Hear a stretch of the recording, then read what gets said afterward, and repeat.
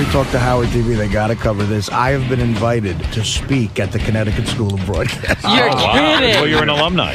What are you, the graduation speaker? Well, I don't know what the hell's going to go on, but it's only a 2-month course. But Are you going to do it? Oh, yeah, because I said to Doug, would you be into that? He's like, yeah, so for Howard TV, it'd be That's funny. great. You know, I went in June of 87. It's 20 years. Yeah. So I graduated in June of 87. So I'm going to get the details and I'll go. You're probably their most successful alumni. I mean, think about it. Yeah. Who else is there? I'd been on the show for... Who knew a court-ordered visit Absolutely. to the Connecticut School of Broadcasting would turn out their most successful alumni? He enrolled to stay out of jail. Yeah, I mean, the only way this guy got out of jail was to go to Connecticut School of Broadcasting. This is, and again, this story is obviously a compliment to you and Robin and Fred and everybody, but this guy, I had been on your show for about 6 months, and I went to do a set of stand-up at this comedy club down the shore, and a kid who I was in my class was just at this point in his life trying to get into stand-up. He came up, he introduced himself to me, and I said, yeah, I sort of remember you, man. He goes, dude, you're on the Howard Stern show. And I go, yeah, I know. He goes, you remember we were in a radio class together. You're on the Howard Stern show. And I go, yeah. He's like saying it that slowly. And he goes, is there a statue of you outside the What goes on at the Connecticut School of Broadcasting? Like, did you have to, like, are there classes where you sit down and you're a DJ? Yeah, well, you know, okay, first of all, the stories about that are so great. That was March. I went March of 87 to June of 87 was when I went. I went up in... March to June. Yeah. I like it. School that takes 3 months. 2-month course. Yeah. And it was when my old man was laying there paralyzed, and I would take his work van, because I would hang antennas every once in a while, too, behind my mother's back to make money. She didn't know I was climbing roofs. Oh, but my goodness. I used that to get there. And it was basically it's a great school. They do a great job, but you're in class with people who want to be technical and on-air talent. Why did the judge decide that you needed to go to... The judge didn't. The lawyer, my probation officer, did. Oh, God. You want to talk about my videotaping sections of my life, but I got convicted. You know, I got arrested and convicted, and they put me on probation, and my probation officer Which charge was this? Was this coke? No. This was when attempted bank robbery. Oh, okay. It all goes back to the bank. At court, it got dropped to a misdemeanor disorderly conduct. So I get a year probation. No, I think I got 2 years probation. What a life. That poor mother of yours deserves a mink coat or something. If she looks as good as she does, she should be. Believe me, she's got enough. Don't worry about it. Yeah, he takes care of her. So I go to a probation office, black guy in Newark, and I'm in line with all the other people, just a bunch of You have to sit in that room and wait to be called? Oh, Bunch of God. losers. That's happened 3 other which I fit right in. Yeah. It happened 3 other times. So they give me my community service. My community service was cleaning up, rappers outside the Union County You Courthouse. had that stick? In Elizabeth. I had an orange the outfit? vest, the loser orange vest, and a fucking stick. And my buddies, my sadistic friends, would come by and throw White Castle wrappers all over the lawn and go, loser, pick that up. Like, they would throw Howard, they would throw double cheeseburgers at me. And the maintenance guys, the janitors who all had attitudes like Scott the engineer, only worse. Right. Union guys, I'm free work. They don't have to work. Like, you're doing this, you're doing that. And the first day of work they boss you around, the janitors? Boss me around. They tortured me. My life was in their hands. If they write a bad report, I'm fucked. Oh, my goodness. And so I had to do 25 hours. The first day I show up at St. Patrick's Day, they're all loaded. My God. It's 2 o'clock in the afternoon, and the foreman was this black guy. He's in charge. The head janitor was this black guy with suspenders on and freckles, and he was ossified drunk. And he had a green plastic derby on. I'd be like that. Wrapped around his neck. They all had all green and and he's looking at me and goes, "What you here for?" And I go, "I'm the community service guy." I go, "Oh shit, get outside. I'm a little fucked up right now."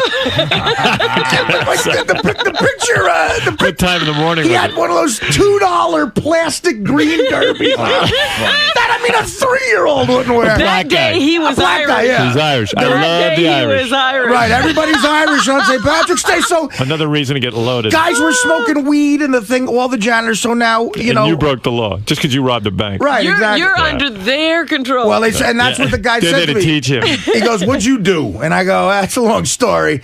And then I told him the story. He goes, "You're a crazy motherfucker." He goes, "Get outside. I'm gonna give you the stick." And he goes, "You got to get a vest." He goes, "Don't get hit by a fucking car, because I'll catch shit about that." And I said, "All right." And so I go, "All right," and I go outside with these 3 other guys who were literally So like, his only instructions were don't get hit by a car? yeah. That's a good job. He said, "Don't got get a tip I'll for never you." forget it. Go, "Don't get hit by a car, because I'll catch shit about that." Nice guy. And there was another guy with a speech impediment who would go out and get the breakfast. No. And I'll never forget, there's another black guy, and he mispronounced my name, and he would yell out in the morning. He was trying to say Artie breakfast, but what he would say was, and this haunted me for years, he would always go, "Artie breakfast." What a scene. It's like, I don't want to laugh in his face, but like, "Artie breakfast." Wow. So after the first day, I'd make the mistake of telling my fucking buddies Oh, what they I'm all doing. dropped by. Oh, they all came by, and like my friend How long 70. did that go on for? I did 25 hours. So when I completed the 25 hours, I had to go back to the probation officer. And I go in there, and he goes, "You're going to have to get in front of the judge again." And, but you need to, he goes, "Dude, you have nothing in your life. You don't have a job right now." I was getting paid under the table, and my father's business, I was doing that secretly. And he's like, "You have no job. You have no college credit. You're not in college. A judge is going to really get pissed. He might give you another year. So you got to get an activity." And, I was a big fan of this show. I heard the Connecticut School of Broadcasting. I called up, and the guy was so nice. I told him my situation with my old man. I told him I'm broke, and he gave me a scholarship. What? Wow. They were so nice to me there. So he gave So me you got to go speak. the whole thing. The whole thing cost me. The whole thing was $3,000, and he gave me like $2,000. So I had to come up with another $1,000. I got like a payment plan, and I had to work it off for a few years, but it was no big deal. And the So school. when you went in front of the judge, you said, "Hey, I'm going to Connecticut School of I Broadcasting." said, well, my and they lawyer- looked favorably on that. My lawyer said he's in school right now studying broadcasting. And so I would go there and The young man is really straightening out his life. Meanwhile- the judge is thinking Northwestern University. Right. And No, you're at Columbia. one look at me, he Connecticut wasn't School of thinking Broadcasting. Northwestern. But that was at the height. I mean, that's what I started to get into, you Young guys. man's going for higher education. That's in March of '87. March to June of '87, when I got into you guys in a way that was like, and me, about 5 of my buddies, it was crazy. I mean, we listened to you guys. It was a religion with us, and I would go in there influenced by you. I was the first generation sort of influenced by you, and I'll never forget. At the end of the course, you had to do a DJ thing on the air, Right. And the whole class is listening, and there was a deep voiced DJ guy from like Connecticut, Yeah. and I introduced the Run DMC record, and all I said was, there's 3 Negroes I'd like to party with. That's what I said. Right. So some people giggled and everything. The guy goes, "Whoa, whoa, whoa." He goes, "What are you doing?" Yeah. I go, "Well, I'm just trying to be funny." He goes, never say anything racial on the air. That's ridiculous." And of course I went, "Hey, Howard Stern does it. He's the best there is. He's my hero." He's like, "Listen, this came out of this guy's mouth." He goes, Listen, asshole. Howard Stern is not going to be around in a year. It's the professor. He goes, "Howard Stern is a flash in the pan." He goes, "He's not, I mean, come on, don't do that. You want to make a living in this business, right?" So I said, "Yeah." So I got through, I graduated, and you go to their job placement program. There was one job available in Wyoming. Right. $150 a week, and but I got a degree, and the degree helped me get out of. It's funny. I would have applied for the job in Wyoming. Yeah, that's what we did. I tried to get a job. It said DJ needed every week in Billboard magazine. The Right. same ad appears. I'm sure it's still there. They still need a DJ. DJs needed in Alaska. So I go, okay. Of course, I'll go. everything needed. Doctors, plumbers. So my dad explained to me I suck so bad that I'd probably need to travel. And I applied. I got nothing back. Nothing even And from Alaska. I went to Poughkeepsie. I went to WPDH in Poughkeepsie. I applied to the Alaska radio station.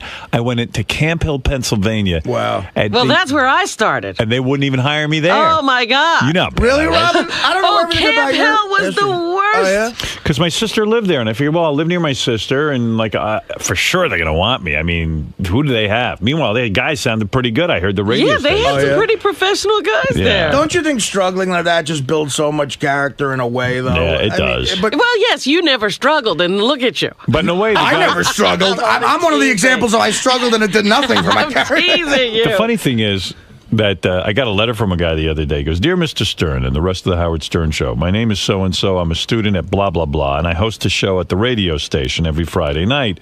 And he goes, "My show is the safe harbor period the FCC allocates, allowing for explicit lyrics." I forgot this guy's still on the phone, but listen to this. So the guy evidently went on the air and started doing a discussion about alternate methods of sexual protection. Talked about how they could substitute saran wrap with duct tape at the base of a condom and, all kinds of weird shit like that. And he's like, "Hey, man, this really sucks." He goes, "I got suspended, and you're my hero, and I think civil liberties have been violated as a result." Wow. There's talk of reinstating the safe harbor period at the station. There will definitely be serious limits put on what I can discuss on the air. By contacting you, I'm hoping you can find the time in your schedule to call into my show and give your opinion. This kid would hate my opinion. My opinion would be, I'd like to call this kid and go, "Listen, asshole. What do you think? I just got on the air and was able to say all kinds of weird shit?" But you got fired from your college station. Yeah, but So take your firing. But it was original back then. I mean, this guy, what he's got to do, and the guy at the Connecticut School of Broadcasting was probably right in saying to Artie, "Listen, before you get in the fucking clown car, Right. be an acrobat. I mean, get on the air, do it. Let me see you do it straight." Artie's a genuinely funny guy. Yeah, but you that gotta- dude didn't recognize Artie's skill. No, believe me. That's the problem. Thank you, Robin. That was the nicest thing anyone ever. Hey, I recognized your skills. You did, brother. I did. God bless you. All right. But People ought to try figuring out who they're talking to sometime. Because every guy at the college radio station thinks they're funny. Now they're going to get on and do the Howard Stern show. And it's like, you know what? Slow down a little bit. You can play by the rules a little bit. I told you, the guy at my broadcasting school said the one thing you need to do, Robin, is get rid of that laugh. Oh, really? Yeah, right. Okay. Well, he's right. It's a little much. The most recognizable laugh in the history of broadcasting. I tell you, a lot of people have said that.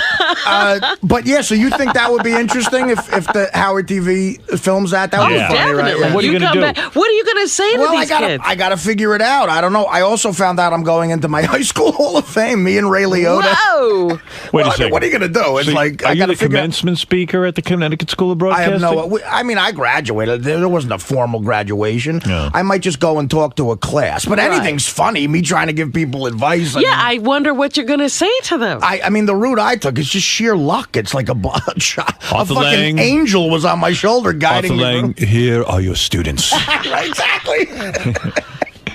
Ralph, Hey now. I am curious to hear right from Ralph's mouth, though, the official reaction to Howard's announcement. What, were you sleeping through it yesterday when I Yeah, called? he doesn't know you called in. He was asleep. Oh, my God. no, I already Artie. slept through it. What, did I sleep through it? Yeah, you Did were Ralph nodding call out. in? Yes. It was later in the day. Are you kidding me? I'm not Artie, kidding. it was I after swear- 8:30 when you're sleeping. I swear to God, I don't remember. You had Ralph just finished calling. 2 cupcakes and your sugar high You was were taking crashing. a little nap. I Yeah. gotta stay away from those Artie, cupcakes. what are you doing, man? What am I doing? I'm doing obese living. No, but you're sleeping during the show. I mean, like this, like it's Yeah, kind but of it's okay. insulting. Then it gives me a chance to kind of jump in, and then It's so Artie wakes funny. up, and it's kind of a nice dynamic. You don't Wait. mind, Howard? What? No. Wait till you see Artie climbing off that little couch. It's Right, the yeah, I mean, you talk about Howard TV. This guy earns his living. He's laying on a couch while we're in commercial break, and our commercial breaks are 3 minutes. At That the is most. funny footage. Ooh. Then I wake him up to come back in, and he can't get up off the couch Is because he he's like a giant bear, like turning over? yeah. Well, his Exactly. belly too, like he was in the sit-up position. Oh yes. What is this? It's you. Oh, it's me. Okay. Artie's asleep on the couch. He was sleeping in here. Didn't you hear him snoring again while we were talking to Bubba? You know, we were just talking to him. We're like, what does he do the rest of the day that he's so tired? I mean, Look, there he goes. he can't even get out of the Get bed. on that thing. Let him just sleep. For once, I didn't do it. Look at this. He was dead out. Sorry, Artie. He's like a pregnant woman trying to get off that couch. Artie. What is going on with you, man? Art. I'm just so excited for you. Artie, what's going on with you? What are you doing the rest of the day? You're so tired. It's like a bear You don't do hibernating. anything. What is it, Doug? There's a bed set up if he wants to take a nap. You want in to the studio. sleep near the microphone? What's going on with you, man? You're so tired. You're asleep. What'd you do yesterday? What's going on? What's this? Yesterday, Is it the cupcake thing? Because you're eating so many that they're like the sugar is bringing you up. And Well, now I you're think I crashing. can't believe that. the weight has a lot to do with it. Is it the bro. weight? Man. Do you walk around all day tired like this? Yes, I'm tired. I am tired all the time. Wow. Dude, this is serious. You were out unconscious on the couch. What do we I mean, need to do? And even during the Ted Nugent thing, you look like you're going to pass out. There were times And I he's love breathing so loud, Look at him. Howard. I can't hear the callers. Oh, look at that. How do you disturb a guy? You guys feel sorry for deer. Look at me. We're evil. Look Look at Artie sleeping on the couch. He's so blissful the way he hugs that pillow. at him. Now watch you trying to get up. Show the part where Artie tries to get out of the couch. This is. It looks like a pregnant woman, Robin said. I'm gonna watch. All right, so he hears he has to come back in. He's all watch. curled up in the Bobby watch. Trin It's me at work. pillow. Wait, watch this. Look at you. Yeah, that's Artie at work. Time for another day. Look at this. You can't get up. Dude, you can't even get out. Holy shit! What is going on with you? Look, What's going on with me? I'm not look. Look at this. You You fall fell back. back on the couch. I just what was what's that move? going on with me? I don't know. You can't get up? Are you in pain? The schedule's rough, man. We always try to come up with new and fresh ideas. Right. And somebody, and I don't know who, and I wish I could give them the credit, said they had a good idea. That what we're going to do when I have my bachelor party is that one lucky serious listener. That was my idea. Okay. That was your idea. Okay. Are you sure you Hold didn't on, do no, this for because but Richard? watch out, no, but Wait, listen to me. maybe, That but watch how it came back to bite me. Listen to this. So Sal sends me an email, says I got a great idea. One lucky listener should win. They have to do something really outrageous to get to go to the bachelor party. So then someone else wrote. Doug Goodstein. Doug Goodstein wrote, you know what? We should make Sal have to do something really outrageous because To get to the bachelor he ain't party. going to no bachelor party. So Sal's freaking out now. I'll call Richard, ask him for an idea, and I'll see what I can come up with. You know, it's a shame you would never be at my wedding. Hey, it's a shame you're getting married, so touche, cocksucker. Why do you care? Oh, what do I Oh, he care? cares a lot. I care. What do you care? Why do you care whether I get married? Well, it's not. I'm real happy for you and Beth, man, because you deserve it. why are you and so angry? I'm not angry. I'm glad you deserve it. You know, I think it's I still. deserve it. what? I deserve You what? deserve the happiness. A life of pain? That's Well, what you're saying I'm going to have. That's what you've been saying for 15 years. Well, you I grew might up be on right. that. That's right. But why are you obsessed with me getting married? well, like You've the been on a mad tear. Well, like the fans say, it is hypocritical, but hey, people change, things change. You change your nose, you change your chin, you change your marriage ideas. So I didn't change my chin. yeah, they change the fat that's underneath right, it. that's Right. And so, believe me, you might need that instead of that disgusting goatee. hey, on. I'm using that as an example. All right, go ahead. And you're getting married. Good for you. Good for Beth. Yeah, so why are you angry about it? You think better for Beth. I think better for the show. I always think of the show first. Howard's going to be miserable, locked in a prenup when there are times. Locked into a prenup? Well, she's locked in a prenup. So now, Yeah. when you're in a so situation. why am I locked in if I'm in a prenup? It sounds like I'm Sounds like you're in the scot-free. catbird seat. No, Beth's locked in the prenup. So let's walk through a scenario. You get pissed off at Beth over Right. something, Out like the she door. doesn't. Like lately, you said she don't shave her twat anymore the way you like her She to. does shave her twat. But- One time she didn't shave her twat, and it turned out it was like I was off by a day. But Go ahead. that's the first sign of many. That's the first sign. She shaves her twat every day. Yeah, but you're already starting to get a little pissed. Things are starting to change the way she wants it. She wants it. Wow, She that's starts- your marriage. Why are you married is what I want to ask. But You're the thing is- you clearly hate your wife. You hate family life. I don't know. I don't hate how family he could life. I go love my home kids after dearly. yesterday's wrap-up show. Very easily. I call her up and go, you hear anything today? She goes, no. And I go, what's for dinner? You really hate your wife. No. No, you do. You do, Sal. No, I don't. Nope. But the thing is, I'm Should I happy. play what you said? What's that? Should I play what you say about her? Well, you can play what you want. I said it. Clearly, your anger is at her. I have anger. I think I can't communicate with my wife. So the She times. won't blow you. She won't give you sex. I understand what you're Why don't saying. you play that train sound effect? You don't when feel do she's it? in Not a the bad idea. She's not in the shape you want her to be in. She's losing weight, All right, but she's still not the right but shape. she's going out more now that she's losing weight, which is kind of scary. So she's Right. still not with you. But No. she sees him as another child in the house. She sees him as one of the other Yeah. kids. And then Sal's whole rap is like, I'm still expected to provide, but she doesn't want to give me sex. Meanwhile, you're not Like providing. his job didn't change. Hers did. yeah. like when And you're a fat slob. How can you tell your wife to lose weight? Dude, what are you putting this on me for? You're the one going into this club of misery. Okay, if I'm coming into the same club as you and you're so miserable, why don't you get out? It's not that I'm completely miserable. The thing is that I have a tough time communicating with my wife. So the times that I get to talk to you and people around here, I let everything out. It's almost like therapy for me. But you don't see an enormous problem there in your life? I mean, well, I think if I unleash that at home, obviously it could lead to a divorce, and I don't want that to happen. Right. I mean, you hate her. No, I don't. You don't like her. She won't even kiss you. She doesn't want you in the bed. You were sick, and she put you in a private room like a dog. Like, I mean, That's dude, true. you don't. There's nothing you like about the woman. Why are you with her? Name 5 things you love about her. You can't. My clothes are clean. The bed is clean. That's Yeah, like you're a not house allowed is to be a clean. And as they said yesterday, you're describing a good maid. Right, who takes care of my good children. So go home and tell her, I'm miserable. I want you to be happy and me to be happy. I got to end this There has to nightmare. be some changes. And do you know of any maids? Well, bring her in and talk to her. I don't know. Surely you're not at home. No, It's you your like another marriage. kid in the house. I mean, that's you know. That's the way she sees it. Like I talked to her backstage at the Patch Hog show, and you know I think she loves Sal, but at the same time she's disgusted by him in many different times, and like the pranks he does, and you know he's What? you were running around backstage smacking people on the ass, and you know, and it's like Going to you're the drunk, booths. dude. When Sal gets I drunk go to the backstage, booth because I don't get any action. You know what I'm saying? Does she know you go to that?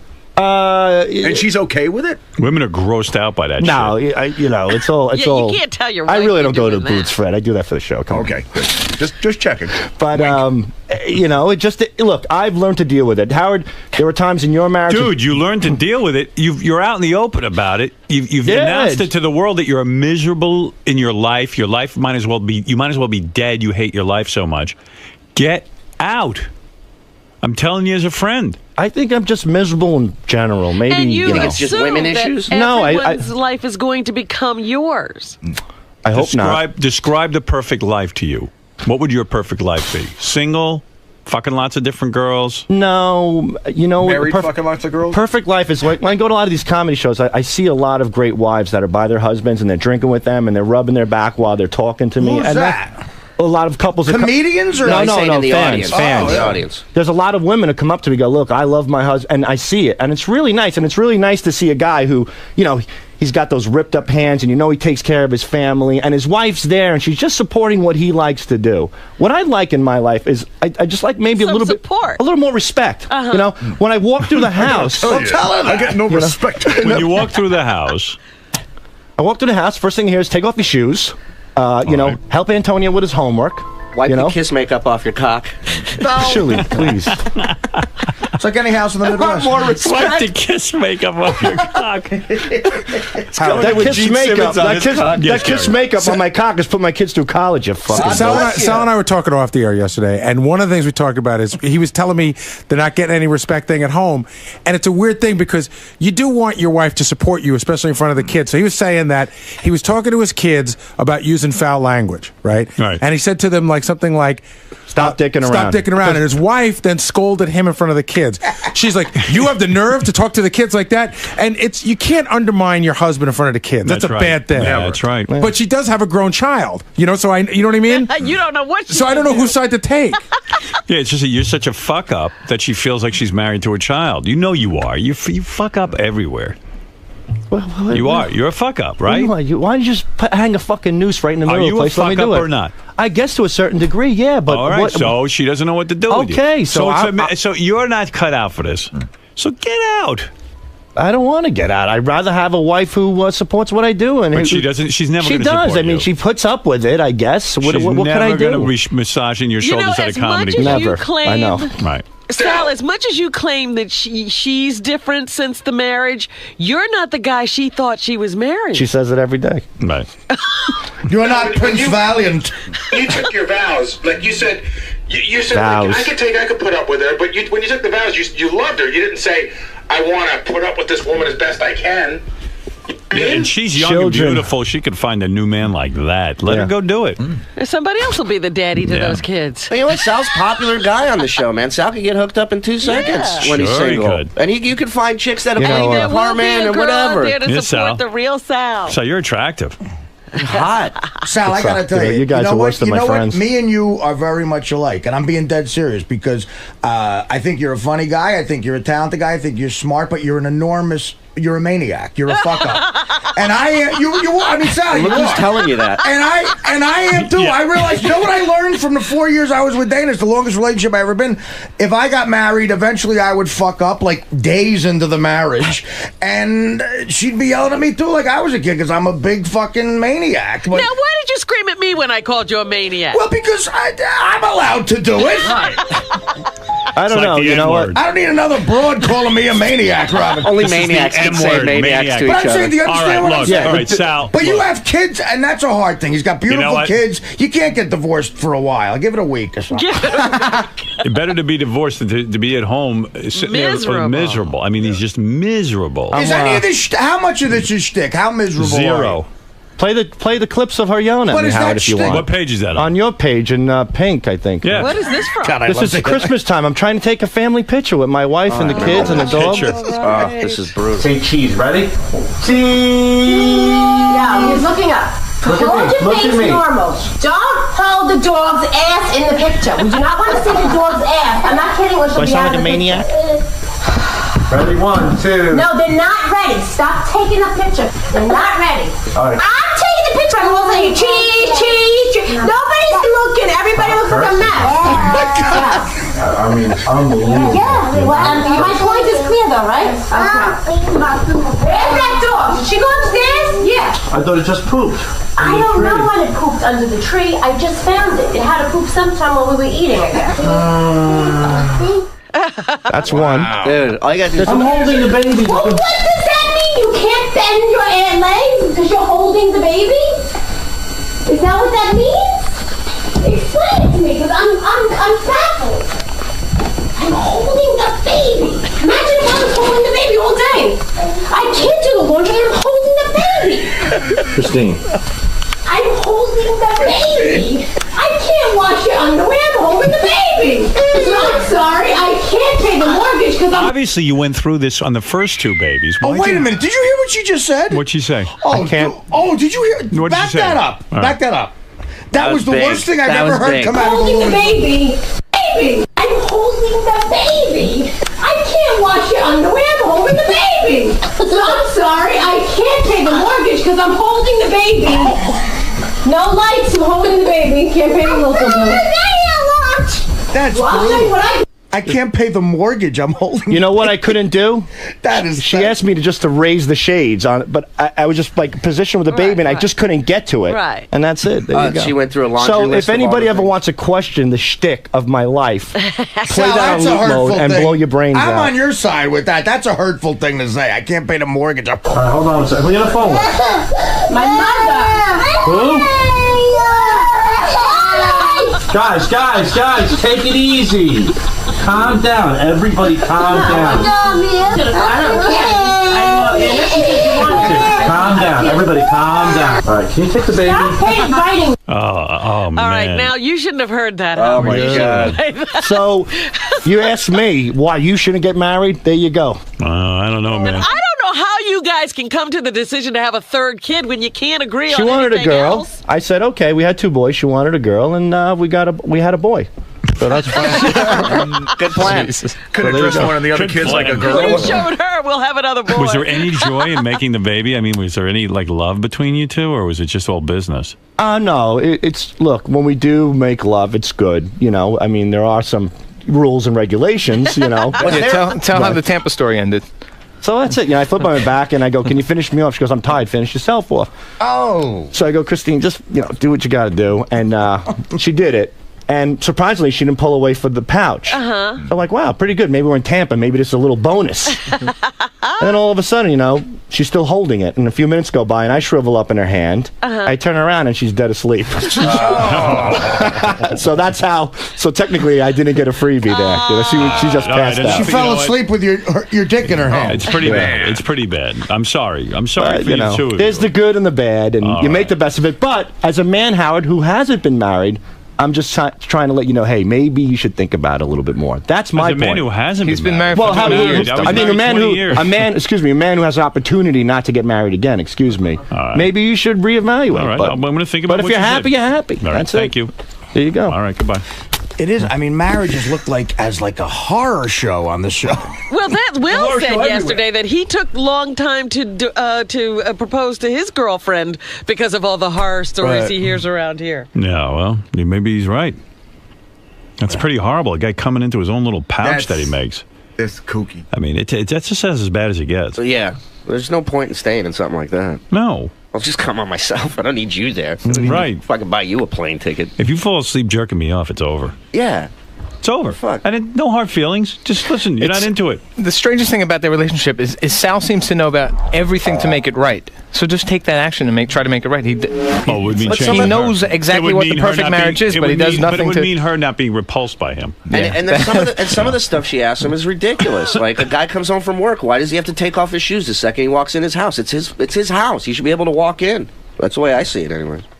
And that's why I'm single. What is it? Yeah. How do I get rid of there's a lot of right, yeah, what's up? There's a lot of weird things that goes on in the halls, So Benji just went on like this weird tear and it started tickling everyone, and he tickled Artie, but Artie was sort of he let him do it. Doug, I gotta move on. Oh, it's such a funny video. What do I have to see now? A video Benji of Artie? tickled He just like attacked Artie and tickled him, but he could make me laugh tickling, but he giggled him. All right, let me see it. All right, if you insist, I'm trying to move along. I want to get it in today's show. It's funny. I was just telling everybody what a great tickler I am. I'm very ticklish myself sometimes, and I love tickling and being tickled. So we're going around and we're going to see who I can tickle the best. So here we go. Two homos. Wow! Oh, Yaki! Yaki. He is good at it. Oh my goodness. That was so fruity. That was the gayest thing. Who hasn't wanted to hold an enormous comedian in their hands and elicit laughter?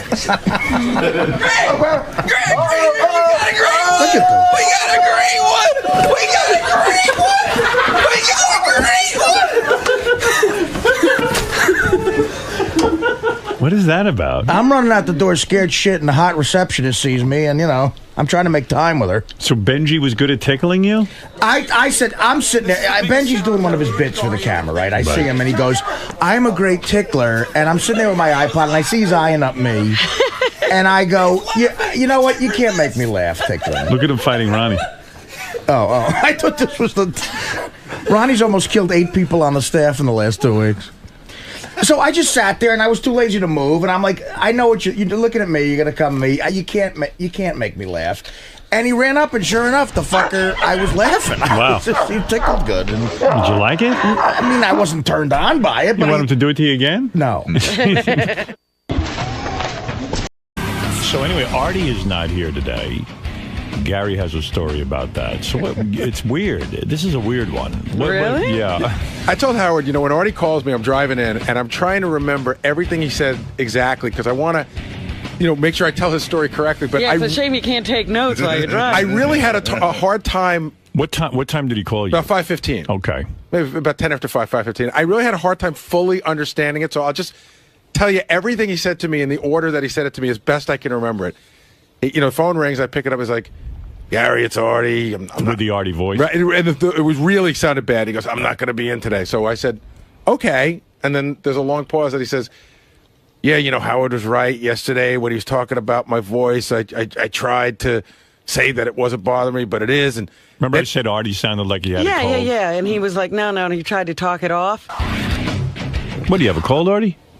No, why? Does it sound like you sound a little stuffy. You sound completely stuffed up. Well, I did feel under the weather today, but Robin inspired me. And by the way, within an hour, it was gone. Well, right. Yeah. So the next thing he said was, I don't have central air conditioning. Go ahead. I got one of those wall units. So, like, when I wake up in the morning, it's like 2 degrees, and I think that's bothering my throat. So Jason said to me, he goes, yeah, I have the same thing. He goes, you wake up, your voice is a little scratchy, you take a shower, and then it goes away. But that's bothering him. So I was like, all right, I never know what to say, you know? Yeah, I woke up. I was bothered today, too. You know what? The alarm went off, and I was still sleeping. So then he said that he was going to, get some antibiotics. Right. Oh, God. Wasn't he just on antibiotics for something else?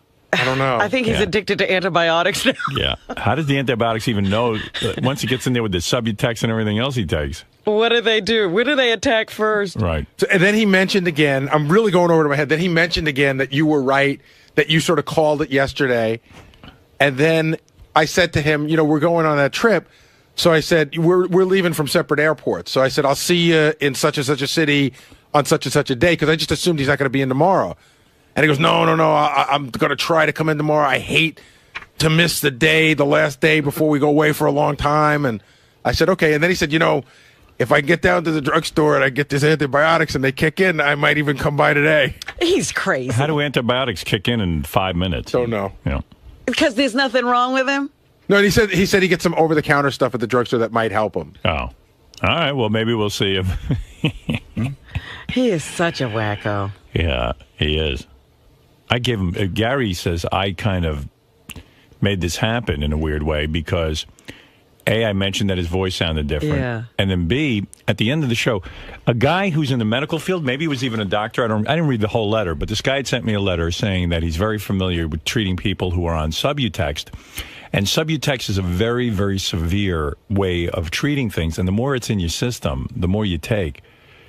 It should be taken only for a very short time by very, very heavily addicted people. What are you saying? That you build up a tolerance to it and you have to take more and more? No, what he was actually saying in the letter, I should read that letter. Hey, Jason, I gave it to Artie, but if you could print it out again. The guy's kind of making the point that the more Subutex you take, that it can make you gain weight, it can make you feel sluggish, it can make you feel a host of different things, and that a lot of his problems might have to do with all of this Subutex.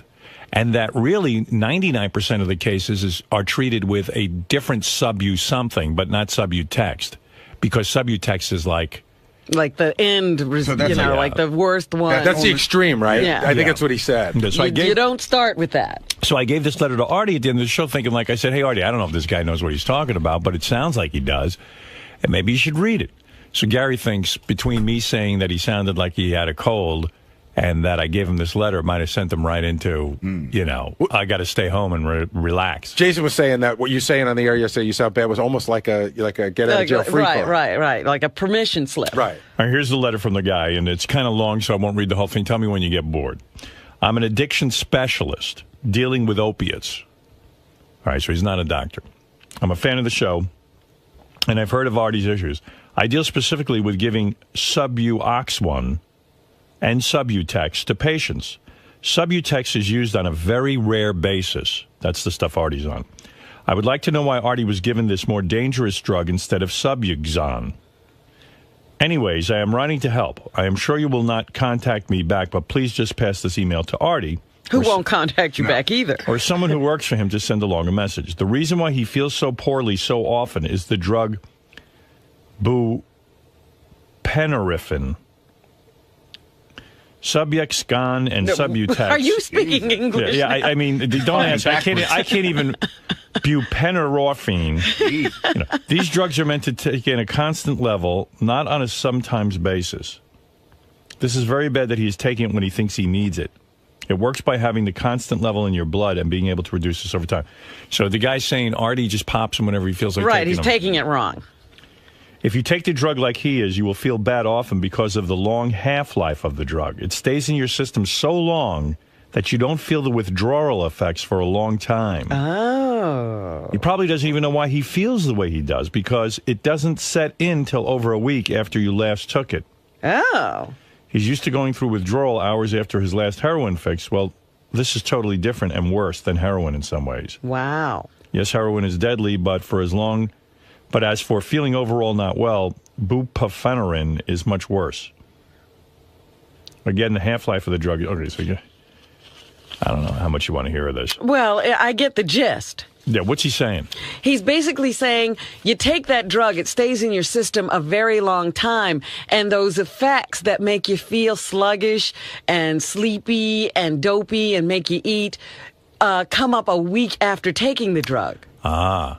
And plus, he's saying he's supposed to keep a constant level, not... That's how it works, that when you're on the opiates, you keep a constant level of that stuff in your system to maintain a feeling of well-being and not feeling like you're going through withdrawal. Right. But you're not supposed to take it anytime you think you need it because it has this crazy after effect and this half-life. Yeah. So, I don't know. He's got levels of it going up and down and making him crazy. Anyway, so I gave him the letter yesterday after the show, and I said, That probably sent him into a real funk. Yeah, I said, Artie, read this, because it could be important. And he read it. I don't know what happened. Then he left. He's not at work. By the way, that's always a weird dynamic. Like, you try to give him, you don't even notice it, but like you're really trying to give him something, and he sort of like wants it, but he really doesn't. And it's always a weird thing when you try to give him that stuff. Yeah, well, I don't know. It seemed like it was important. Well, you ought to give it to him. I just don't know how it lands over where he is. Yeah, like how it affects him Yeah. when he reads that stuff, because he gets crazy about it. I know, and his brain starts working on him. I always think you read something like that, he's going to go to a doctor and get some help. No, I think he's going to take more Subutex. Makes him anxious.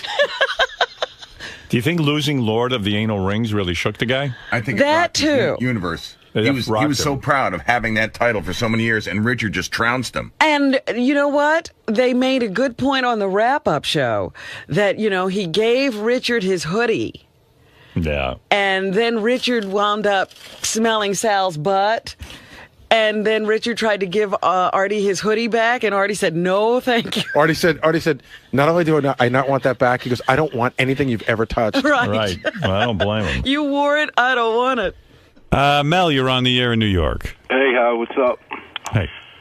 Listen, yesterday on the wrap-up show, Ronnie was saying how you have like a whole new group of friends, and you had older friends that, you were cool when you used to hang out.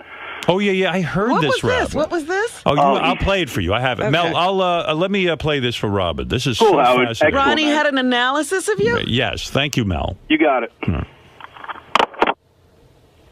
All right, this is great. All right, this first clip, Ronnie refuses to write a wedding essay. I've announced that whoever writes a good essay will get to go to the wedding.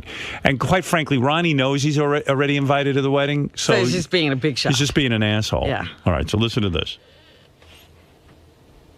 What is that all about, though, that essay thing? I mean, It's Howard's making a bit out of it. He's like, hey, if you want to come to my wedding, if you write it essay. Well, I refuse. I will not write one. Why not? Because you can't write. Yeah, I can't write, exactly. Because Ronnie thinks he should get in on his own narrative. I mean, I know. I've been through all his shit with him. Didn't you write a letter to get your job in the first place? Yeah. Okay, I but did. go ahead. You put in your But time? I didn't write a letter. Yeah, I did write. Ronnie wrote me a mental letter when he got the job. I told and you he that got story. the job anyway. Ronnie, the limo driver, I met him. I was hired. It was early in my career, and I was hired to do a TV show in Hartford where I hosted a night of stand-up comedy. And the part of the deal was, and I had no money to get even to Hartford. They offered me a limousine, and who was driving this limousine? They'd hired Ronnie. Mm-hmm. I didn't know how you Right. first met That's him. how I met him. And he gave me a ride to Hartford. I did my job, and he drove me all the way home. It was a good 3 hours in the car. Yeah. And the next day, I get this. I don't even want to call it a letter. It was this weird piece of paper with almost like a crayon. I wish I'd saved this. Was it hand-delivered? Handwritten. No, it was just in my box, so obviously you dropped it off of my house. Right. That's what I'm saying. He didn't mail it. No. And it was...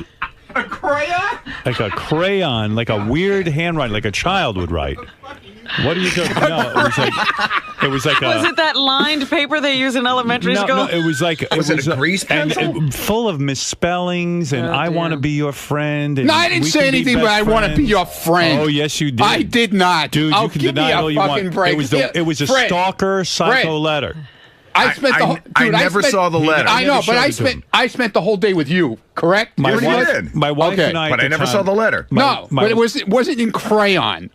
My wife and I at the time looked at this thing and said, should we call the police? Now, I'm not fucking kidding. He's so full of shit. I know I felt something, and I like you. Yeah, and I right. think we could be I had a burning desire to be with you. Yeah, and I think we could be really good friends. It was like 3 pages, like good scroll. friends. I didn't say anything about good friends. What did you claim? What do you claim you said? It looked like a third grader wrote it. I admit, I said I was a big fan. We had a rapport. And I would R-E-P-O-O-R. I thought we got along great that day, and I said I would enjoy working with him.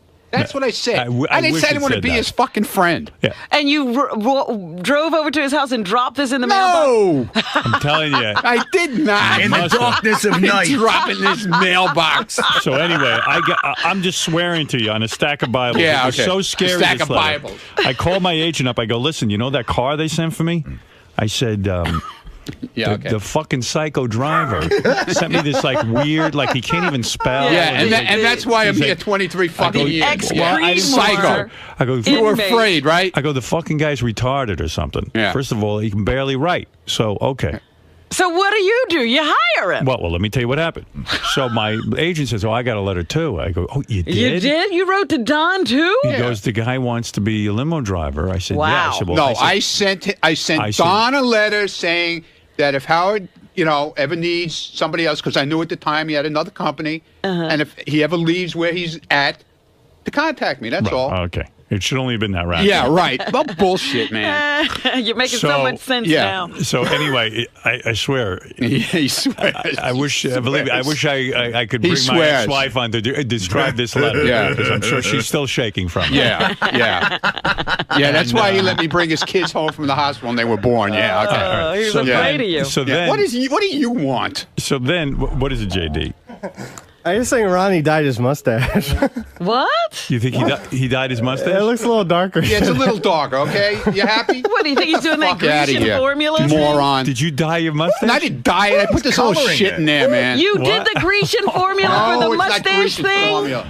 It's not Grecian formula. It's the same thing. You rub something on your mustache to make it darker. I don't know. It got a little dark. I don't know what the fuck happened. It looks like a paintbrush you kind of dipped into black paint at the end. Yeah. What did you use? Mascara. That just for men bullshit. Yes, that's what they call it now. Yeah.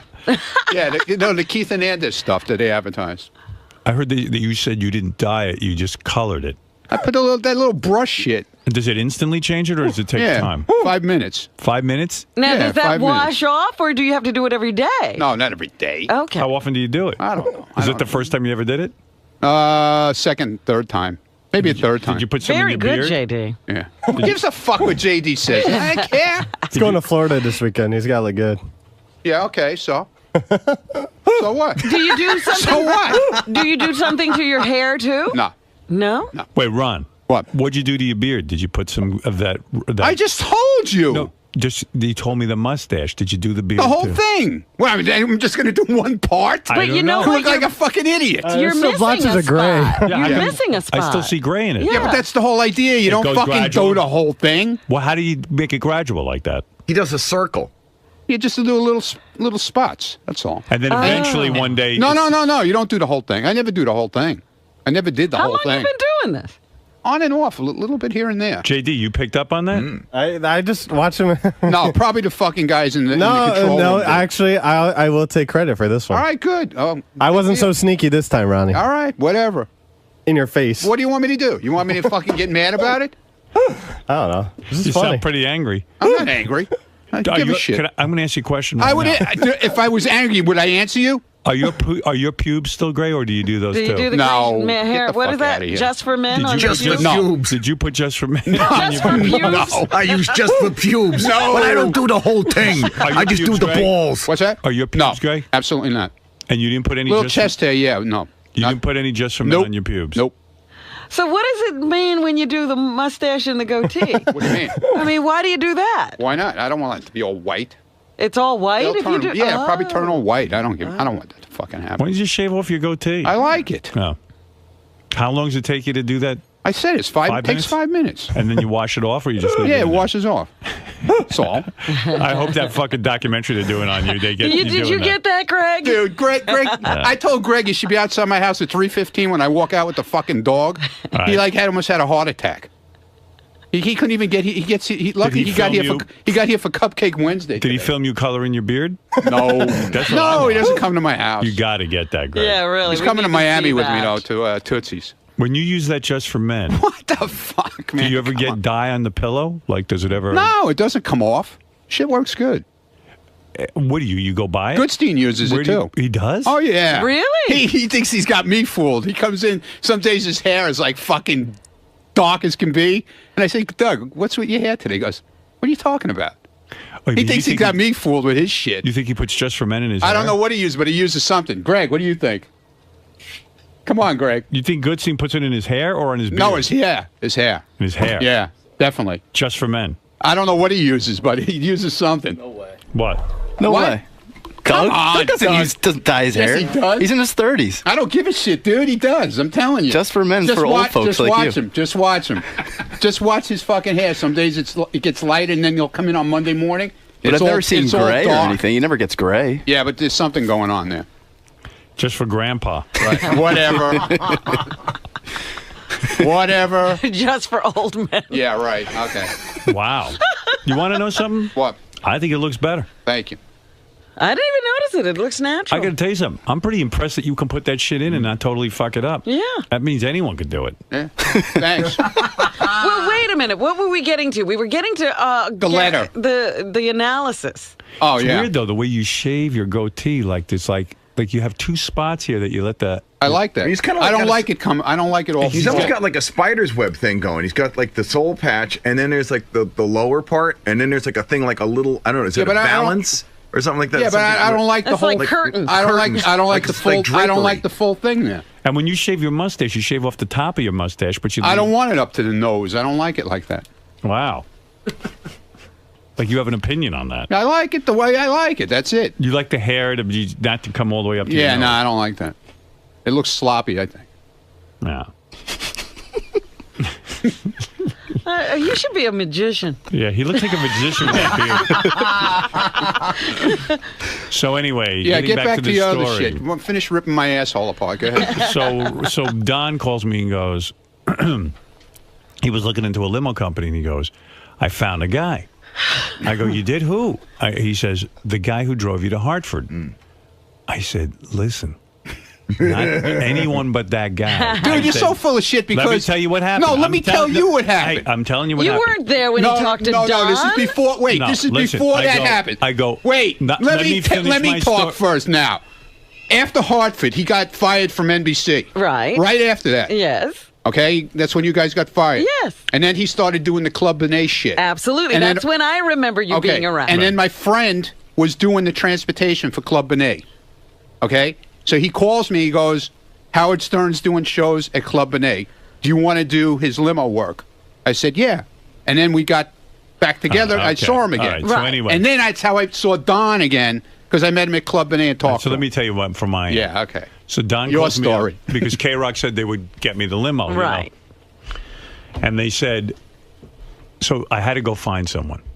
And Don says to me, this guy who drove you to Hartford wants to, do your work.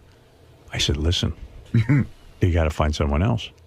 I said, this fucking psycho wrote me a letter after he drove me, like Charles Manson. Right. Well, I remember And- even at the Club Benet thing, you go, that Ronnie's a stalker kind of dude. And then, and I was So totally- watch out for him. And then all of a sudden he was in my life with the Club Benet. Yeah. Yeah. So me and Neil. So then Don quoted me his price. He goes, look, he's like $2 an hour cheaper than everyone else. I go, he is? okay. I go, all right, hire him. I threw in all of my morals. Yeah. All for $2 an hour. Yeah. That's how you okay. got the job. You know that. That's how you got the job. Yeah, Because okay. you did. true You story. said, All right. this dude, watch out for him. Yeah. And then you hired him full Right. time. Right. It was all I could afford. It was the worst day of your life. Because they gave a strict budget, and then I had to kick in some money, and I Right, went, hey, right. I didn't have a lot of money for limos. So it was crazy. And I said, well, okay, if he's got the best price, then go with him. It was crazy, and you hired somebody crazy. I did. I hired a guy I totally mistrusted. There you go. There it is. There you go. Well, it worked out. Most people I end up working with, there's always a debate. Call the police or hire them for less. It's true. When you look through this cast. It really is true. All right, so here's Ronnie on the wrap-up show. How I'll continue the tape. How you've changed, apparently. I didn't say he changed. And also, I never said that. How he refuses to write an essay, which is fine. You were invited anyway, and you knew that. You know you're invited to my wedding, you fucking asshole. Yeah, but fucking Formula. So why do I have to fucking write an essay? It would be funny. Oh, I'll write you. You don't have to write an essay. You're in already. Yeah, I know that. So why did you say everybody here has to write an essay? Did I say you by name? No. Did I say Rob? You said everybody. All right. Listen. Whatever. I want you stop interacting with the show. Number one, you're a fucking guy supposed to stand in the hall. I am standing in the hall. In fact, don't even listen to the show. I am standing in the hall. All the guy does, Jesus. I know. I know you've been taping him for. You're doing the documentary. 3 weeks. 3 fucking weeks. 3 weeks, and you're standing in the hall. Yeah. It's like hanging out with your grandpa, minus like the cool World War II stories. Hey, fuck you, Greg. You like Blue out again. I got the studio lights. Oh my goodness. I wrote a letter to him, and I wrote a letter to Buchwald both.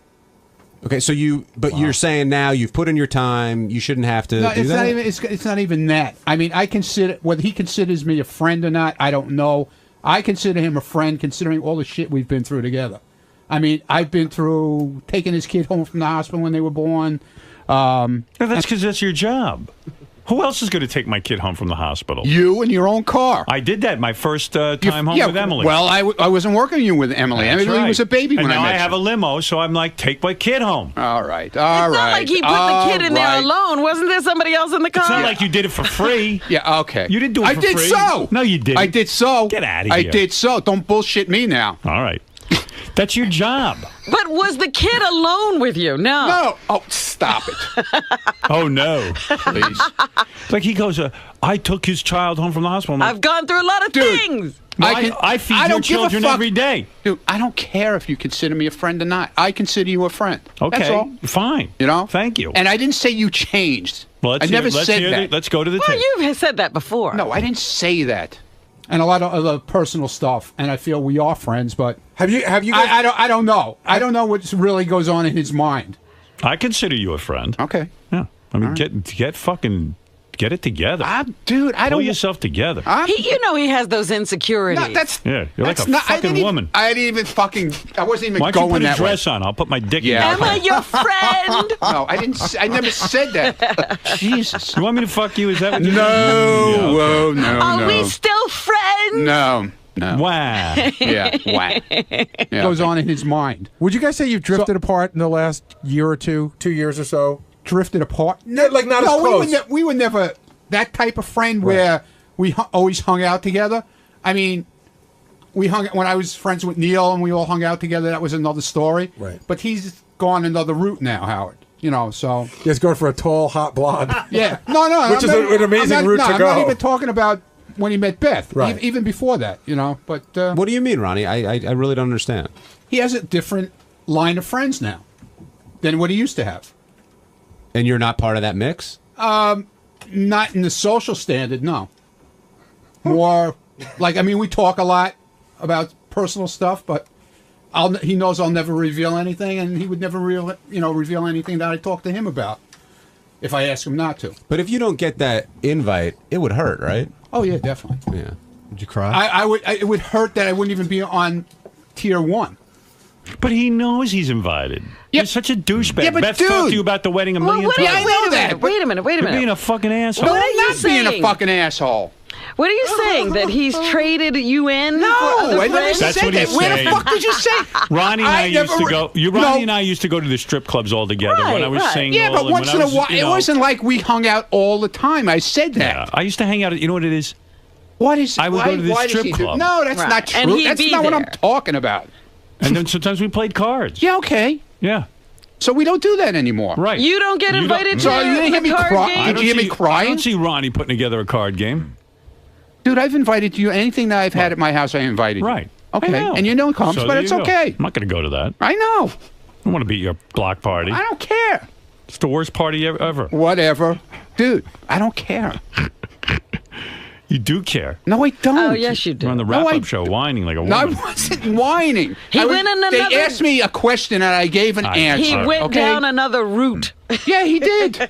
Right. So it should be almost Fred, Artie. He doesn't hang around with those same Gary, people. Ronnie, like you should be in that sentence. I feel so. Yeah. Right. No, Whether he feels that way, I don't know. I'm always making new friends. That's okay. I didn't say. Sorry. What am I saying? What am I? Dude. Sorry, I'm not sitting in your house with you. You know, you went down another route. It wasn't Ronnie's route. Route. Please. Ronnie was never on the route. Yeah. The Ronnie route. Yeah. Okay, dude. Come on. See what else you had to say. Oh, that was the thing about the horseshoes. Let me see what. I don't know. All right, enough of that. You done? Yeah. I didn't know you were dyeing your beard and mustache. So what? You didn't. You share all these personal things. How come you didn't tell him that? Yeah. He never asked. He's your buddy. He never asked. I don't look at you. You got to volunteer You look at some me. information. You said to me one morning in the elevator when we come out up in the elevator one day, and you said to me, "You do something with your beard." Yeah. And I just said no, and you just let So it you go. lied. So you lied to me. Yeah, but you normally it would have been one of these deals where you dragged me in here and said, you know, you doing something with your fucking beard, you know, like. You didn't do it. You just left it alone, which You it told shocked me. me. I assume Yeah, you but told me the truth. since when do you believe what I tell you? With that kind of shit. Well, when you were friends, Especially when you asked me. I believed you. Obviously, yeah, but obviously you saw something different.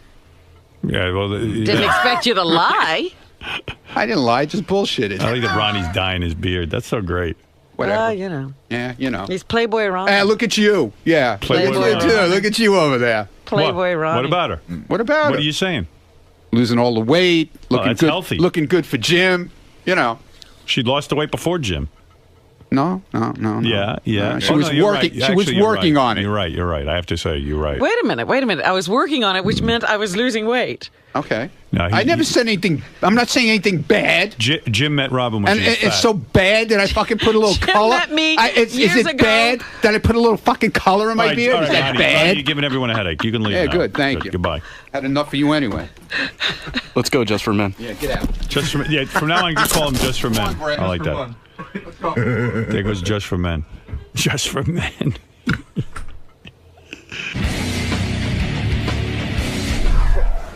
JD, good find, man. Well, you know, sometimes I notice things, and I notice this. You can't dye your beard or whatever you got on your face without me noticing. Why do you think he did it? Now he's newly single? Listen, he wants to look, you know, a little younger than what he is, probably. Think it's gonna work? No. Vince, go ahead. Hey, good morning, Howard. Good morning. Hello? Good morning, yes. Yeah. Hey, just a couple of things. First of all, I think that marriage is great as long as you have nothing left to live for. So congratulations. You think it's impossible for a man and a woman to have a friendship and enjoy each other forever? Yeah, I honestly do. Really? How many times have you tried? I've been married once. Well, see. So, but I have no problem living with somebody that I love for the rest of my life without saying I do. Yeah, I know what you mean. And I guess I would have been okay with it, but I don't know. I'm really excited about getting married. I'm not a delusional person in that I believe every marriage is going to last forever. I know they fuck up, but Beth and I seem to be on a good roll. We seem to really be in the right zone together. Well, the one thing I don't understand is how you two people who didn't want to get married are getting married. Yeah, I don't know. You know, it was. I have to say it was my idea. Beth didn't put any pressure on me. She never said, let's get married, or I want to be married, or gave me an ultimatum. I just started thinking about our lives together.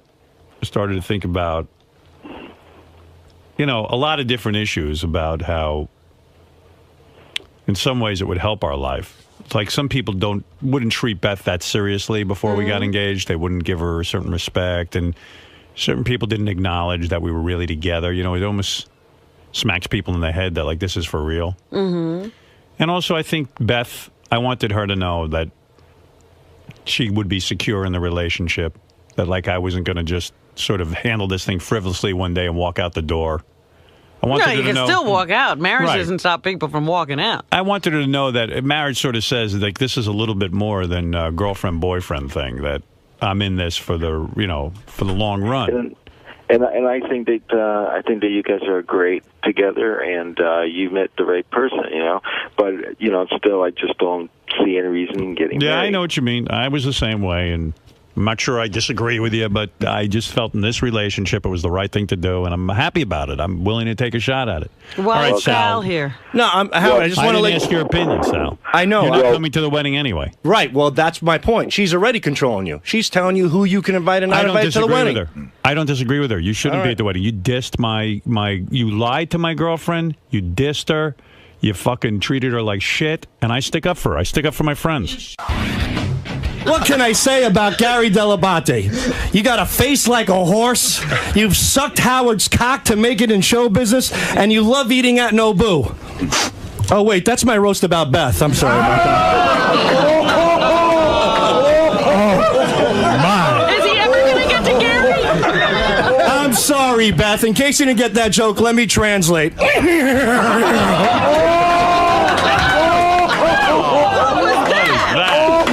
That was me pissing you off, Howard. Howard, I'm sorry. I was going to ask your permission for that joke, but you were on vacation.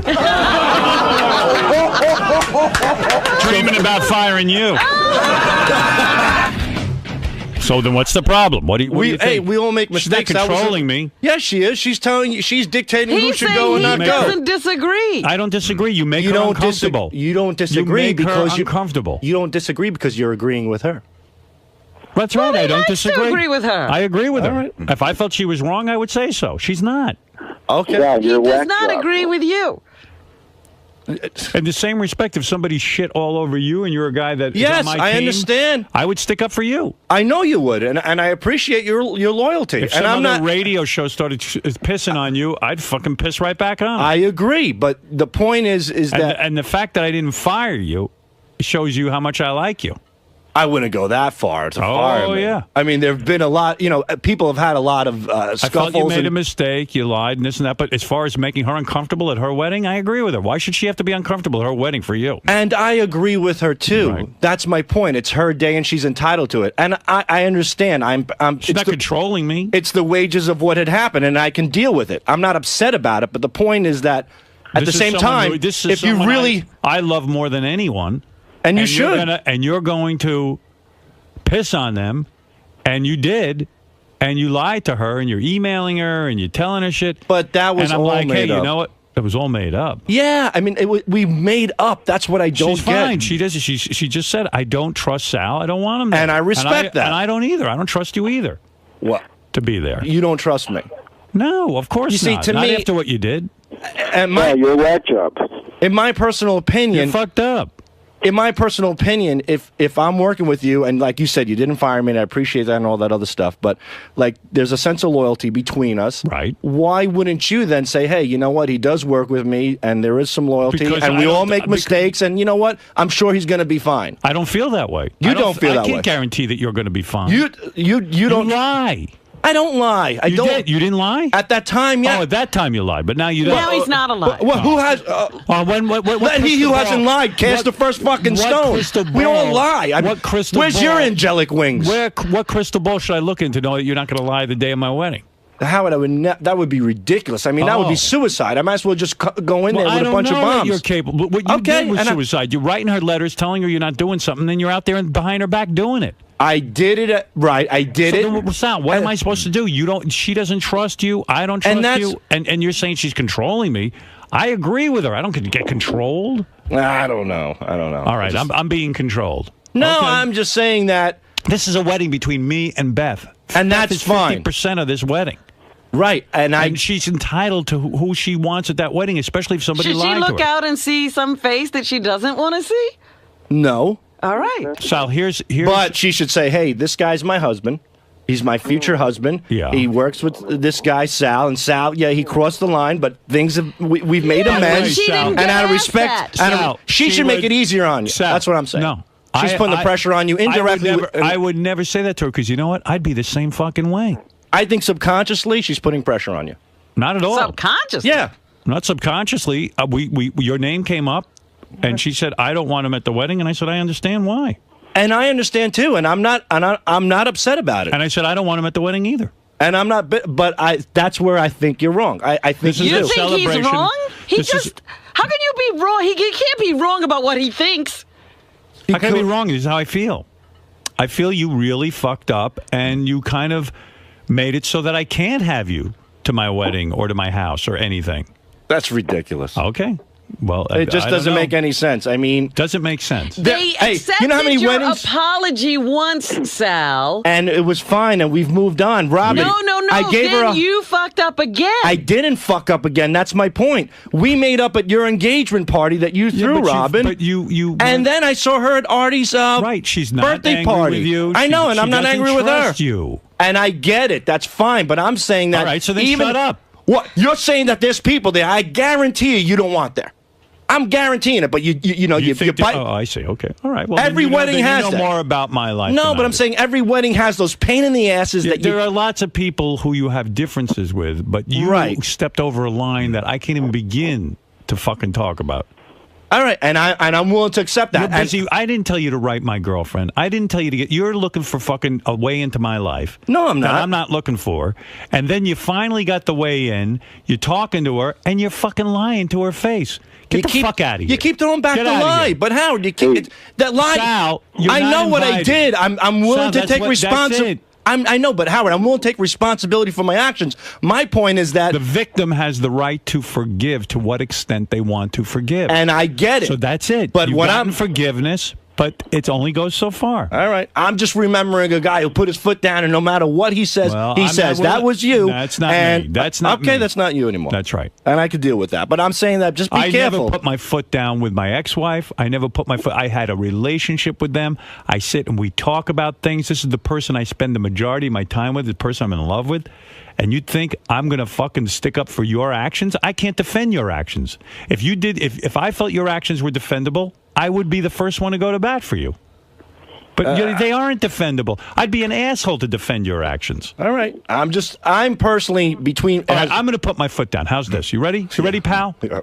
I love her, and I want her to be happy, so I don't want you at my fucking wedding. There, I put my foot down with you.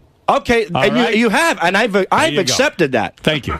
But I'm saying out of respect to you, she should say like, okay, this guy works with I him. don't want you there. Okay, I don't believe Why it. is that? Why doesn't he believe you don't because want him there? Do you love him so much? Are you? I don't know. Are you having secret conversations No. with him that we don't know about? I hardly talk to the guy. that are misspelled?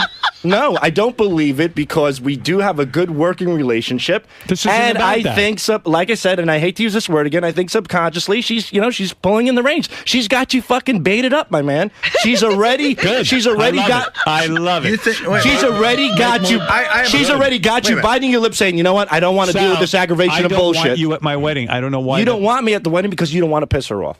No, I don't. And want that's you what at the every wedding husband because does. You pissed me off. Okay, and I I'm gonna apologize. repeat that. I'm going to repeat it again so you get it through your thick head. I know I pissed you. You pissed me off. Okay, that's why I don't want you at my wedding. Hey, Howard. Okay, I'll have to accept that, but deep down inside, to be honest, All I right. don't. Well, you get through the day any way you completely have to. believe it, and I'm happy for both of you. So, does it hurt your feelings, man, that you can't go to his wedding? No, I'm just trying to let him know that, you know. Are you speaking from experience? Well, obviously. Right? Of course, he's already given in. So you see a little bit of. He's already given in. That's my point. And then what's next after this? You know, he's already giving in to something like that. 6 months later, it just What's- stopped working completely. What's after this? What do you think's after this? Aggravation, regret. Why did I do it?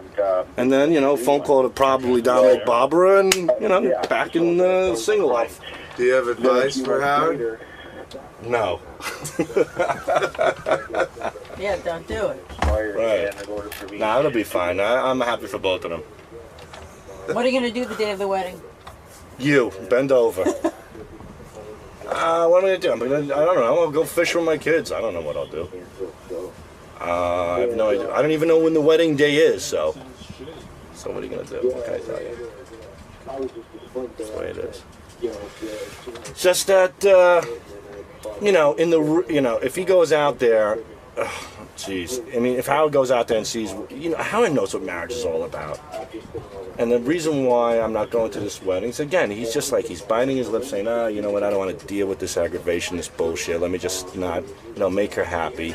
Give me a break. It's a bunch of horse shit. That's my opinion.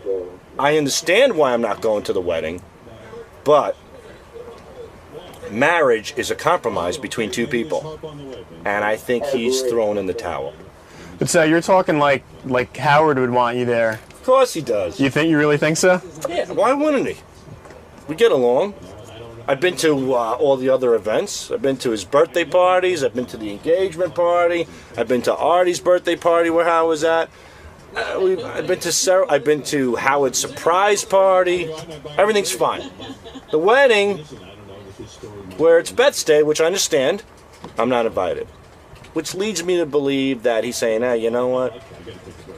I don't want to deal with this garbage. All right, fine. It's easier to get rid of me and just submit himself to her request than to say, hey, this is a guy that I really would like at my wedding because we work together and, we get along. We have a good friendship. So, and I don't blame him because you can't put a price on peace of mind. And that's sometimes the price of peace of mind, just to shut up and say, all right, whatever. That's what marriage is all about. You just start agreeing. Because if you don't agree, you end up on the front cover of a fucking newspaper with a murder-suicide story. And that's it. Boo Peneriffin. Subject gone and subutex. Are you speaking English? Yeah, I mean, don't ask. I can't even. Buprenorphine. These drugs are meant to take in a constant level, not on a sometimes basis. This is very bad that he is taking it when he thinks he needs it. It works by having the constant level in your blood and being able to reduce this over time. So the guy's saying Artie just pops him whenever he feels like right, he's taking it wrong. If you take the drug like he is, you will feel bad often because of the long half-life of the drug. It stays in your system so long that you don't feel the withdrawal effects for a long time. Oh. He probably doesn't even know why he feels the way he does, because it doesn't set in till over a week after you last took it. Oh. He's used to going through withdrawal hours after his last heroin fix. Well, this is totally different and worse than heroin in some ways. Wow. Yes, heroin is deadly, but as for feeling overall not well, buprenorphine is much worse. Again, the half-life of the drug. Okay, so I don't know how much you want to hear of this. Well, I get the gist. Yeah, what's he saying? He's basically saying you take that drug, it stays in your system a very long time, and those effects that make you feel sluggish and sleepy and dopey and make you eat come up a week after taking the drug. Ah. And plus, he's saying he's supposed to keep a constant level, not... That's how it works, that when you're on the opiates, you keep a constant level of that stuff in your system to maintain a feeling of well-being and not feeling like you're going through withdrawal. Right. But you're not supposed to take it anytime you think you need it because it has this crazy after effect and this half-life. Yeah. So, I don't know. He's got levels of it going up and down and making him crazy. Anyway, so I gave him the letter yesterday after the show, and I said, that probably sent him into a real funk. Yeah, I said, Artie, read this, because it could be important.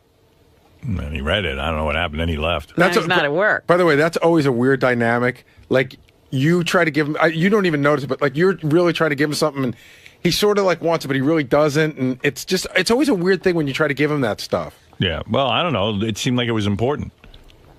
Well, you ought to give it to him. I just don't know how it lands over where he is. Yeah, like how it affects him when he reads that stuff. So anyway, Artie is not here today. Gary has a story about that. So it's weird. This is a weird one. Really? Yeah. I told Howard, when Artie calls me, I'm driving in, and I'm trying to remember everything he said exactly, because I want to, make sure I tell his story correctly. But yeah, it's a shame you can't take notes while you drive. I really had a hard time. What time did he call you? About 5:15. Okay. Maybe about 10 after 5:15. I really had a hard time fully understanding it, so I'll just tell you everything he said to me in the order that he said it to me as best I can remember it. The phone rings, I pick it up, it's like, Gary, it's Artie. With the Artie voice? Right, and it was really sounded bad. He goes, I'm not going to be in today. So I said, okay. And then there's a long pause that he says, yeah, Howard was right yesterday when he was talking about my voice. I tried to say that it wasn't bothering me, but it is. And remember, I said Artie sounded like he had a cold. Yeah. And he was like, no. And he tried to talk it off. What, do you have a cold, Artie? No, why? Does it sound like you I have sound a little stuffy. You sound completely stuffed up. Well, I did feel under the weather today, but Robin inspired me. And by the way, within an hour, it was gone. Well, right. Yeah. So the next thing he said was, I don't have central air conditioning. I got one of those wall units. So, like, when I wake up in the morning, it's like 2 degrees, and I think that's bothering my throat. So Jason said to me, he goes, yeah, I have the same thing. He goes, you wake up, your voice is a little scratchy, you take a shower, and then it goes away. But that's bothering him. So I was like, all right, I never know what to say, Yeah, I woke up, I was bothered today, too. You know what? The alarm went off, and I was still sleeping. So then he said that he was going to, get some antibiotics. Right. Oh, God. Wasn't he just on antibiotics for something else? I don't know. I think he's addicted to antibiotics now. Yeah. How does the antibiotics even know once he gets in there with the Subutex and everything else he takes? What do they do? What do they attack first? Right. So, and then he mentioned again, I'm really going over to my head, then he mentioned again that you were right, that you sort of called it yesterday. And then I said to him, we're going on that trip. So I said, we're leaving from separate airports. So I said, I'll see you in such and such a city on such and such a day, because I just assumed he's not going to be in tomorrow. And he goes, no, I'm going to try to come in tomorrow. I hate to miss the last day before we go away for a long time. And I said, okay. And then he said, if I get down to the drugstore and I get these antibiotics and they kick in, I might even come by today. He's crazy. How do antibiotics kick in 5 minutes? Don't know. Because there's nothing wrong with him? No, he said he gets some over-the-counter stuff at the drugstore that might help him. Oh. All right, well, maybe we'll see him. He is such a wacko. Yeah, he is. I gave him, Gary says I kind of made this happen in a weird way because, A, I mentioned that his voice sounded different. Yeah. And then B, at the end of the show, a guy who's in the medical field, maybe he was even a doctor, I didn't read the whole letter, but this guy had sent me a letter saying that he's very familiar with treating people who are on Subutex. And Subutex is a very, very severe way of treating things. And the more it's in your system, the more you take. It should be taken only for a very short time by very, very heavily addicted people. What are you saying? That you build up a tolerance to it and you have to take more and more? No, what he was actually saying in the letter, I should read that letter. Hey, Jason, I gave it to Artie, but if you could print it out again. The guy's kind of making the point that the more Subutex you take, that it can make you gain weight, it can make you feel sluggish, it can make you feel a host of different things, and that a lot of his problems might have to do with all of this Subutex.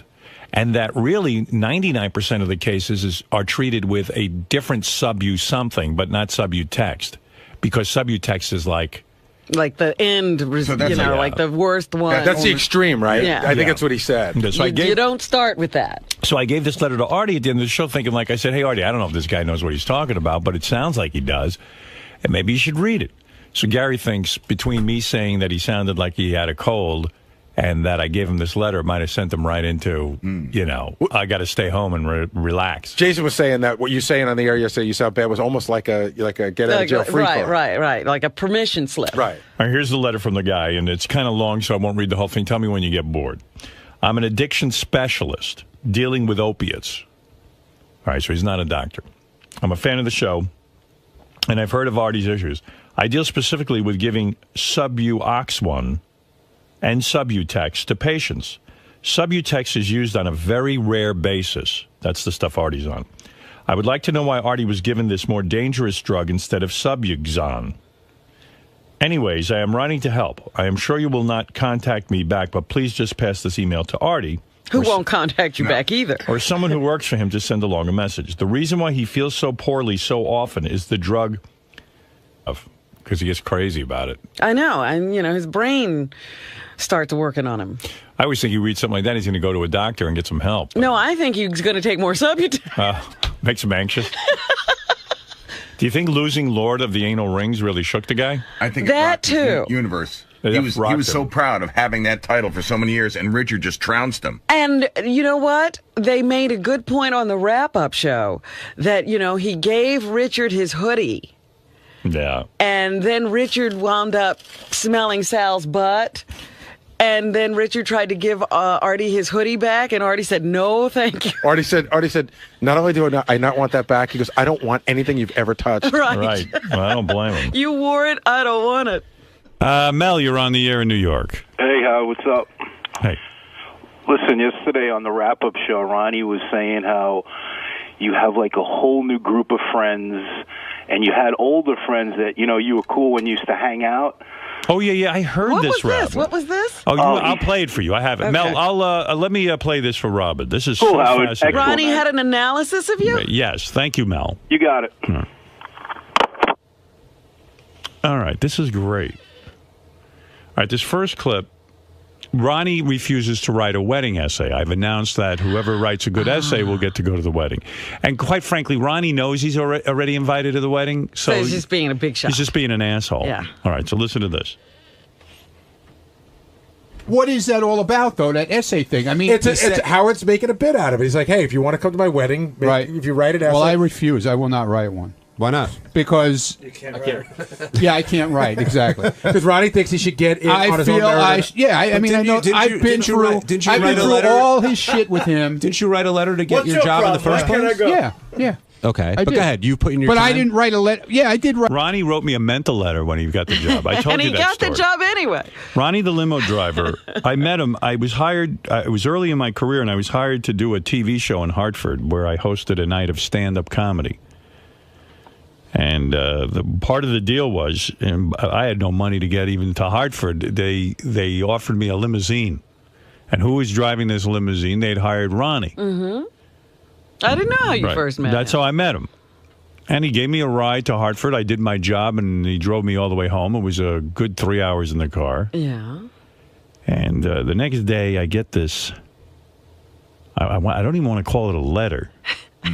It was this weird piece of paper with almost like a crayon. I wish I'd saved this. Was it hand-delivered? Handwritten. No, it was just in my box, so obviously you dropped it off of my house. Right. That's what I'm saying. He didn't mail it. No. And it was a crayon? Like a crayon, like a weird handwriting, like a child would write. What are you doing? No, it was like Was it that lined paper they use in elementary school? No, it was like Was it a grease pencil? and full of misspellings and I want to be your friend. And No, I didn't we say can be anything, best but I want to be friends. your friend. Oh, yes, you did. I did not. Dude, Oh, you can give deny me it a all you fucking want. break. It was a Fred. stalker psycho Fred. letter. I spent the whole. I never saw the letter. I know, but showed it to I spent the whole day with you. Correct? My Pretty wife, much? my wife Okay. and I. But at I the never time- saw the letter. No, but it wasn't in crayon. My wife and I at the time looked at this thing and said, should we call the police? Now, I'm not fucking kidding. He's so full of shit. I know I felt something and I like you. Yeah, and I right. think we could be I had a burning desire to be with you. Yeah, and I think we could be really good friends. It was like 3 pages, Yeah, like good friends. scrawled. I didn't say anything about good friends. What do you claim you said? It looked like a third grader wrote it. I admit, I said I was a big fan. We had a rapport. And I would- R-E-P-O-O-R. I thought we got along great that day, and I said I would enjoy working with him. That's what I said. I didn't wish say I it didn't want to said be that. his fucking friend. Yeah. And you drove over to his house and dropped this in the No, I'm telling you. I did not. In the must have. darkness of night. Dropping this mailbox. So anyway, I'm just swearing to you on a stack of Bibles. Yeah, It was okay. so scary. A stack this of letter. Bibles. I called my agent up. I go, listen, you know that car they sent for me? I said, Yeah, okay. the fucking psycho driver sent me this like weird, like he can't even spell. Yeah, and that's why I'm he's here like- 23 fucking years. Well, I didn't Psycho. I go, You were afraid, right? I go, the fucking guy's retarded or something. Yeah. First of all, he can barely write. So, okay.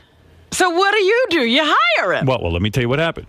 So my agent says, I got a letter too. I go, oh, you did? You did? You wrote to Don too? He goes, the guy wants to be a limo driver. I said, Wow. yeah. I said, well, No, I said, I sent Don a letter saying that if Howard, ever needs somebody else, because I knew at the time he had another company, and if he ever leaves where he's at, to contact me. That's all. Okay. And Monday, you were spotted on a plane Yeah, I came back Monday late afternoon. late afternoon. Right. And what happened yesterday? You I didn't want to. needed a day. You needed a day to Quite pull yourself frankly, I together. needed a day.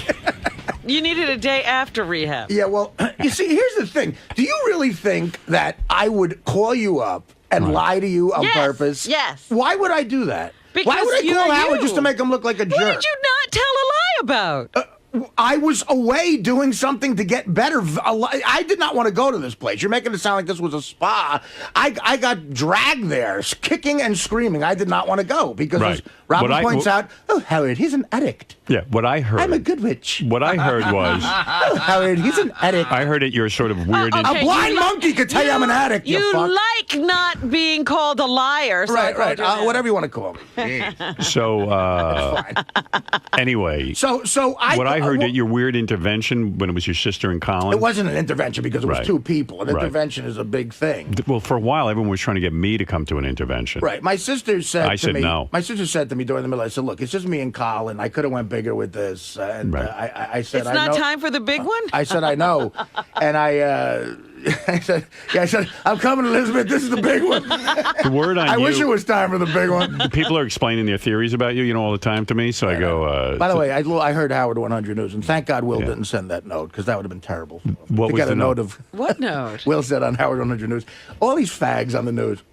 I was going to send Hardy a note to say good luck, but I would have looked like a fool. And then Jason goes, well, I guess Jason sounded so faggy. He goes, well, again, we're all caught up in Artie's web of drug lies. Have you ever heard anyone with a dick say web of something? So I went to this place to go detox, which is what they do. That's what they do there. Everyone's hung up on the word rehab. It's not a rehab. They don't want to be known as a rehab. But when I'm texting somebody, I don't know how to explain that because they don't really let you make a lot of phone calls. They don't like that part of it. Right. So to me, it was a rehab because I had to stop doing everything I was doing immediately. They don't let you do drugs. Right. You got to go there. And the people that I was with were all trying to get off dope and cigarettes and sleeping pills. People were there with terminal cancer. It's a heavy place, Right. And you got to go to meetings and shit. And these what they do when they saw my blood, they take your blood first and they send you to a doctor who analyzes your blood. And they said, all right, listen, your kidneys aren't bad, thank God. Thank God my prostate is like, I don't know, that must be hereditary. I have a fantastic prostate. And, you have a fantastic prostate. Yeah. I mean, I don't know how that happens. So, but they said, look, in the blood work, they said, I know you're worried about your liver. And I said, yeah, I am. And quite frankly, that's what keeps me away from the doctor. And they say, oh, fear kills people. You got to go to the doctor, blah, blah, blah.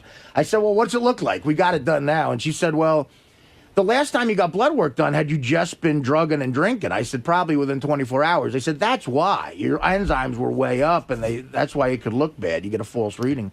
They said, all the enzymes are fine except one, but it's an important one. And I don't know what that means, but they said it's an important one. It's very high. But it's reversible. So in a week, we could reverse this whole thing. You just got to follow this plan. So they had me every morning getting up and drinking cucumber juice. Okay. I have to do a huge shot of cucumber juice. Then you need a prescription for an apple. Okay, that's how hardcore this is. You can't have an apple because it's sugar. There's no sugar, all right? Yeah. Everything's raw food. And an apple, fruits are sugary. You can't have them. So it's all vegetables. So I get my prescription for an apple. The reason I get the apple is because I have to down 3 cloves of garlic every morning, noon and night. And the only way you could do it is with an apple. Well, what the hell are you eating garlic for? Because that is a quick fix for your liver. That's all liver trying to stuff. ward off a vampire. Well, that's what I said. I said, is a vampire going to come and kill me? They said, no, it's all for your liver. This is fast shit for your liver. So, all right, here, let me ask you some questions. So then then every night, then every morning, noon, and night after the cucumber juice, I have to get what they call a wheatgrass implant. It's not an enema. What's a wheatgrass implant? They shove it up they shoot wheatgrass up your ass. How do they get it in there? Like they they have like an IV bag above you. But it's with water. They pour it with wheatgrass. They pour wheatgrass in it. And it's liquid, though. They liquefy it. And it goes down and into your ass. A nurse has to do this to you. So it's an enema. It's an enema. No, but you're not supposed to shit it out. You're supposed to hold it in there for as long as possible because... It's like a colonic, Robin. But it's an enema. It's a retention enema is what they call it. It's a retention. She knows all those words. Robin, she knows about it. Whatever she does wants all to that call stuff. It. I didn't hear that. Didn't you retain it? I did. How long did you hold Retaining it? my hatred for you. So this goes right up to my liver. Yeah. In 7 seconds, it gets to your liver. Right. So, and then it just cleanses it. So between that and the garlic, the next day, I was rolling around in pain. And I said, look, I feel like I'm going to shit out my liver. Because they told me exactly where it was. They said, that's all the toxins leaving, man. You got to, wait that out. So the next day, I get a colonic. This is like, I go to this woman, 58-year-old woman, right? She's like, oh, I've been living by... Everyone who gives you a colonic, it takes a half a fucking hour. They have to tell you their history of colonics about why it's helped them. Right. So she's like, and it's a dainty old woman telling me, I tell you, since I've gone raw food, every stool is 1.5 feet. Oh, boy. And I go, listen. Isn't that a treat? Right. Wow. So Why would you want 1.5 feet stool? So that's what I said. Right. Well, if it's in, don't you want it out? She said, otherwise you're impacted. That's what she said. So the first enema, I couldn't take it in my ass. I said to her, I can't do this. You're hurting my ass. She goes, you have a very tight rectum. I said, well, yeah. Yeah. And I want to keep it. In there. You're a virgin. I want to keep it that way. So I had to get off the table. I ran off, but she had shit in me. So I took an 8-hour shit. Wow. That was all the stuff coming out of me. And it sounded like a machine gun. Did you like it? Yeah, it was the most refreshing. I lost weight from the shit. And my weight pants, my size of my pants changed. So she said, How well, much shit came out of you, do you think? Howard, I don't know. Time, I was probably on the shitter for a good 5 minutes. Well, how much did you lose the next day? We'll see how many pounds. Well, they don't weigh every day. So then she said, well, your second one will be better. You'll be a little more, I don't know. Relaxed. I guess, yeah, because she said, you're very tense. I said, well, I don't like shit up my ass. And I asked the question, I think someone asked it in here, and I wasn't trying to be funny. I said, how do you think gay guys do this? Because it's really... Does it hurt when they put the tube in your ass? Yes, it does. And then you feel like it's perforating something. And you go, whoa, stop. And they go, no, that's normal. It's all just muscle. Normal. Did they tell you to take a big, deep breath? And... Oh, yeah. And I said I would have done that anyway. Robin, I didn't realize how difficult, because Robin doesn't have that much trouble with insertion. Well, how many inches do you take? She takes over 4 inches. We learned that yesterday. They don't have enough hose. They said we tried to go to the big hose for you because, you're a big guy. But she said, would you prefer the standard? And I'm like going, standard. Here's a small one. Yeah, so that's why it fell out the first time. It wasn't in long enough.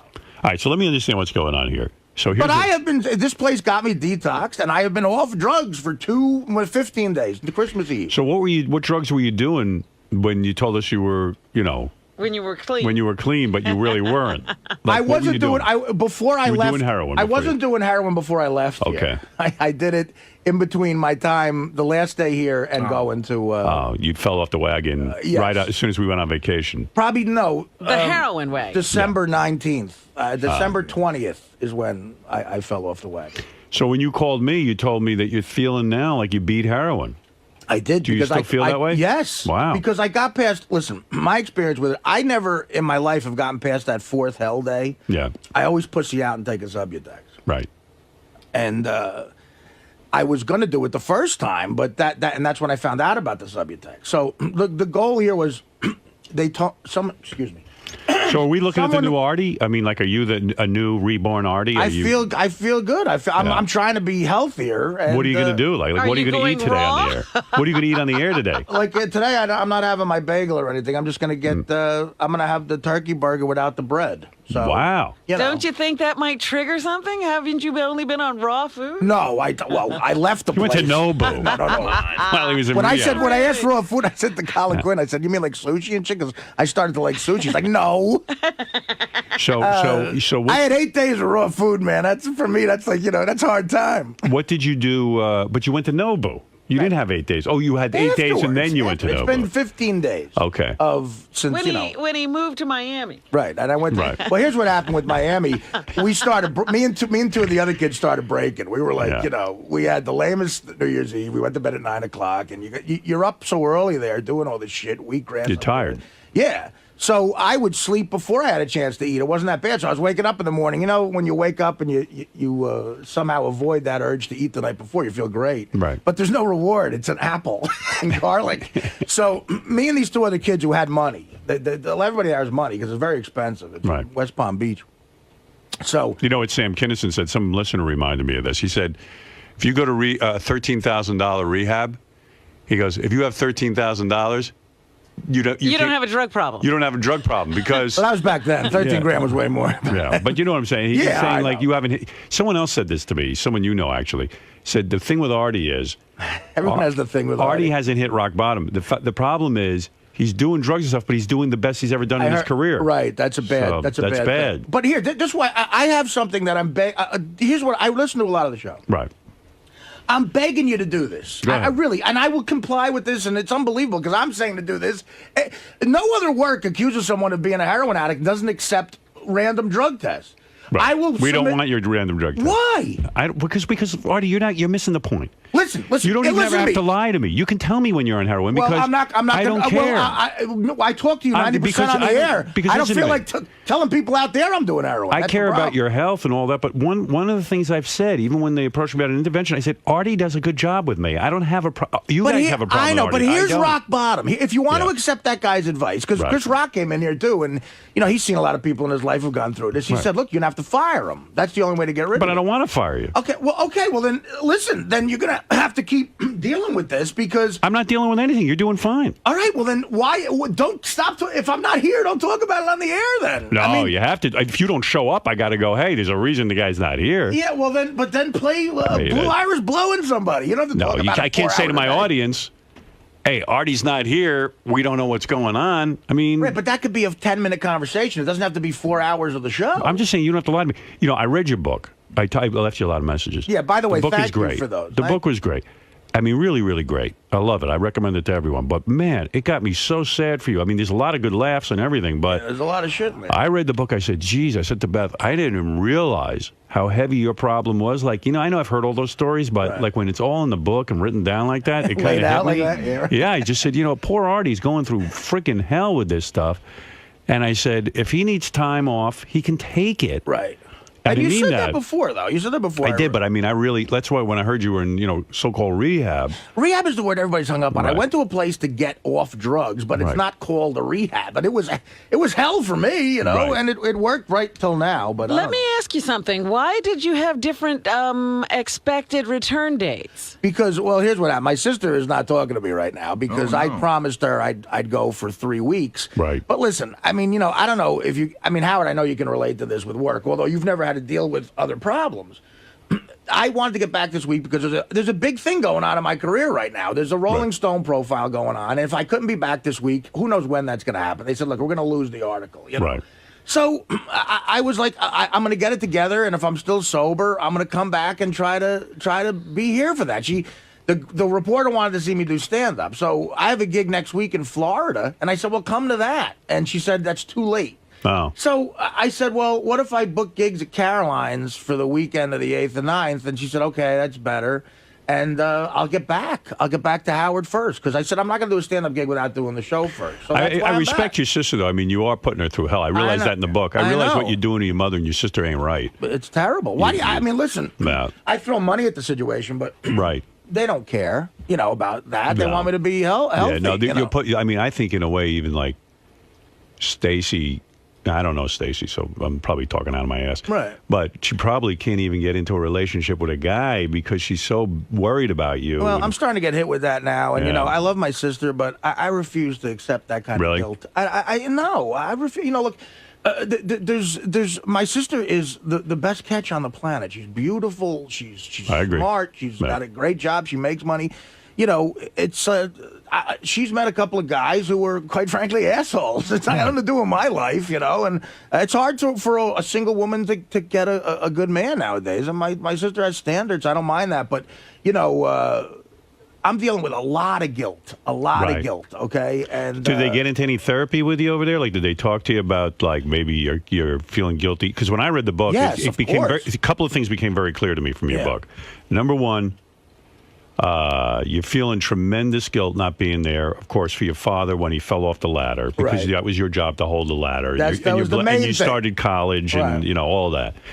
Secondly, I was going to tell you this, Orlando Jones ain't calling you back, although you say he did now. He tried to call me. I don't know. I got to see. But he ain't calling you back because you put him through hell. Right. I mean, the guy, he's probably afraid of you. Yeah. I mean, you don't see that. Well, no, listen, Howard, of course, that went through my mind. Yeah, I mean, it sounds like... Guy hears your voice on his voicemail and gets the shit. I mean, no, but I probably like, Jesus Christ. I figured that out. Yeah. Because I was there when I was putting him through hell. And I want to interview the guy who used his credit card when you shit all over the bed. Okay, well, that's Josh. Because I got to interview him because I mean, It's Josh or Tara, one of the two. I'm sure after you shit all over the bed, they must have called him and said, "Hey, dude, you shit all over the bed." Well, I'll tell you what. I did a couple years later when I was back in L.A. doing the Norm show. I played in a poker game with that guy, right? And he never brought it up to me. And Nice. I'm pretty sure I asked him, and he went, They never said anything about it. Oh, really? So, So it's not a good I guess story. the hotel never says anything when people shit. Yeah, the bed. I think they wanted our business again. I mean, we took over. It was you know what? I think it's still there. It's a little piece of shit in Malibu, but it's nice because it's right on the ocean. You know. So we were right when you came in and told us that you had a 4:30 in the morning doctor's appointment. That there was no doctor's appointment. When I went to the guy to get a doctor's note. I know a guy that will give you a doctor's note if you want it, and I went there, to get it. To get a doctor's note for what? Well, just in case I needed it at work. Oh, heroin? No, not a prescription. A note saying, "Look, I saw Artie. I'm a doctor." Oh. Signed Epstein's mother. The guy. So what was happening He's that a day? shady guy. Oh, what was happening that day? For real? Well, I was throwing up from a lot of drinking and everything else. And what else? Are you doing I had this acid reflux, which is away now. And the doctor's note guy said you might have a bleeding ulcer. That's why I'm saying, oh fuck, So I what was else were you sick. doing? What else were you doing besides drinking? What I was else were you taking on? a lot of painkillers. Oh, you were? A lot of painkillers. What kind of which are opiates? It's like pills for heroin. Yeah. What do you think's going to happen to you? Vicodin and Percocet are. Where do you think we're going with all this? Honestly, I don't know, Howard. Do you Book two? Ay, vey. I got a lot. I want to see you survive. Should I be doing something, man? Because I don't know what to do about I got a lot Well, left over. he's saying he wants you to drug test him. Yeah, all right, I'll drug test. Well, that's you. what I mean. You saying what should I do? Listen, if I'll you do a drug test random you. drug test, the first one I fail, I'll leave the show. Okay. Okay. Would that help you? And that's it. I don't think that's a good idea. Well, what about because he wants to leave the because show. he wants to leave the show. But then if you want to leave the show, you know you can leave whenever you want. I don't want to leave the show. Come on. I think she's onto something. Oh, stop it! I don't want to leave the show. Why would having me because If you I think see of me what as they're your giving me at boss? Caroline's this weekend, I don't want to leave Art, the show. is that because you think of me as your boss? Like, you need a boss Well, to Howard, do that for listen, you? I think 'Cause I don't kind of feel like your boss. All right, well then let if one of the other executives wants. But I don't think they're not looking at you like they're like, hey, Howard, you're saying what should I do? I'm Yeah. giving you an example. That's all I know how to do. You want me to? You're not All gonna right, yell I'll at drug me? test you. If you want to randomly drug test me, What are you that's gonna do it. if he? Okay, what about a 2-week suspension? No. Without You pay? want that? No. I got it. I want to be suspended. But I have to go to Miami. Then drug test me. No.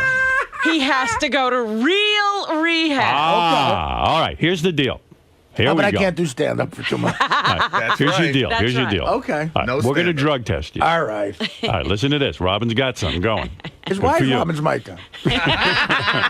Why is the one person in the room who thinks logically? If you fail your drug test, I'm your conscience. how about I this? know. If you Believe me, fail I your- hear your voice.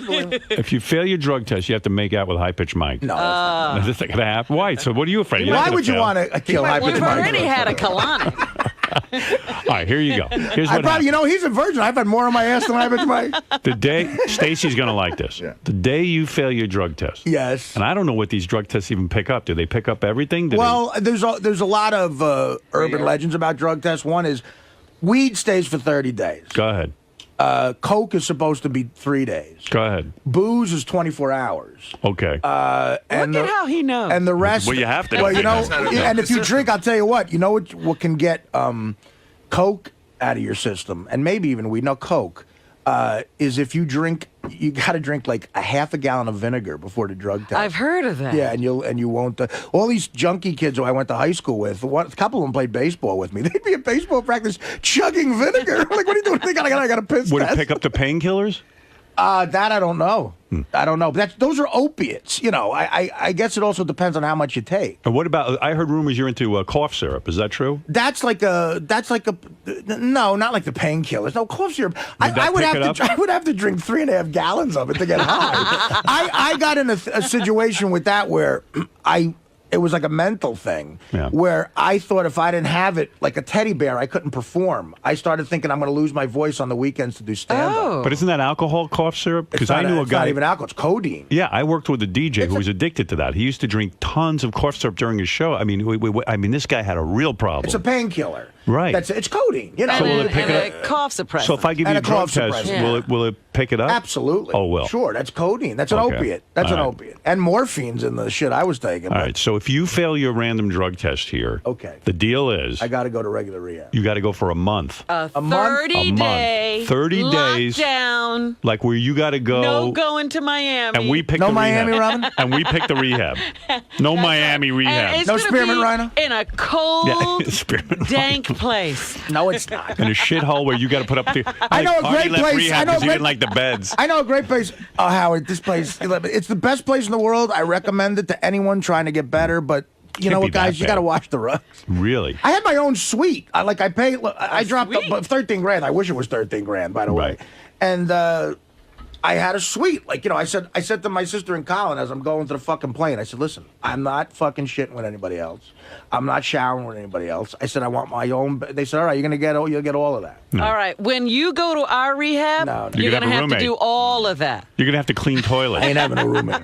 You're I'll go going away. to I don't want a roommate. We're going to Wait a send second. you to Minnesota. You can't set the. You got to be a penalty that'll really scare you. This is enough of a penalty. No, you get a roommate. No. I don't get a You roommate. get a roommate and a toothbrush to clean. Fuck the two of yous. I'll leave. Ass That's what I mean. See, Can't this win is with the you. problem. Okay, I'm but not no, this drug is testing you this then. is a negotiation. All right.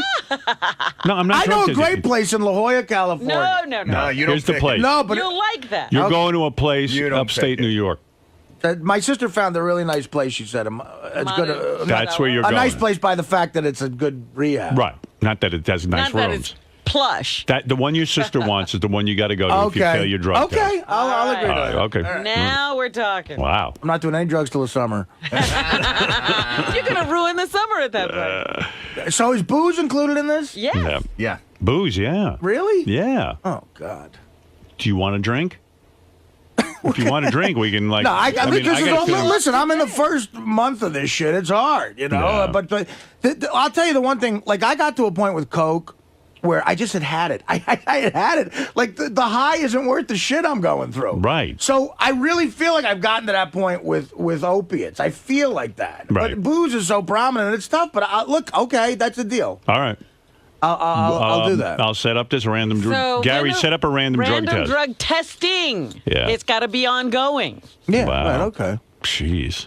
Pain in the ass. We Well, got to do that. I now smoked. Gary's like a jailer. I smoked weed right before I went to rehab. I thought you meant like There's since you this got chick, back. the chick that it's funny. Robin remembers this chick, the chick you met. Oh. She's a party, Right. you know, and she's good looking. How could you forget her? Sounds like fun. Yeah, she's fun. She's what you call fun. Right.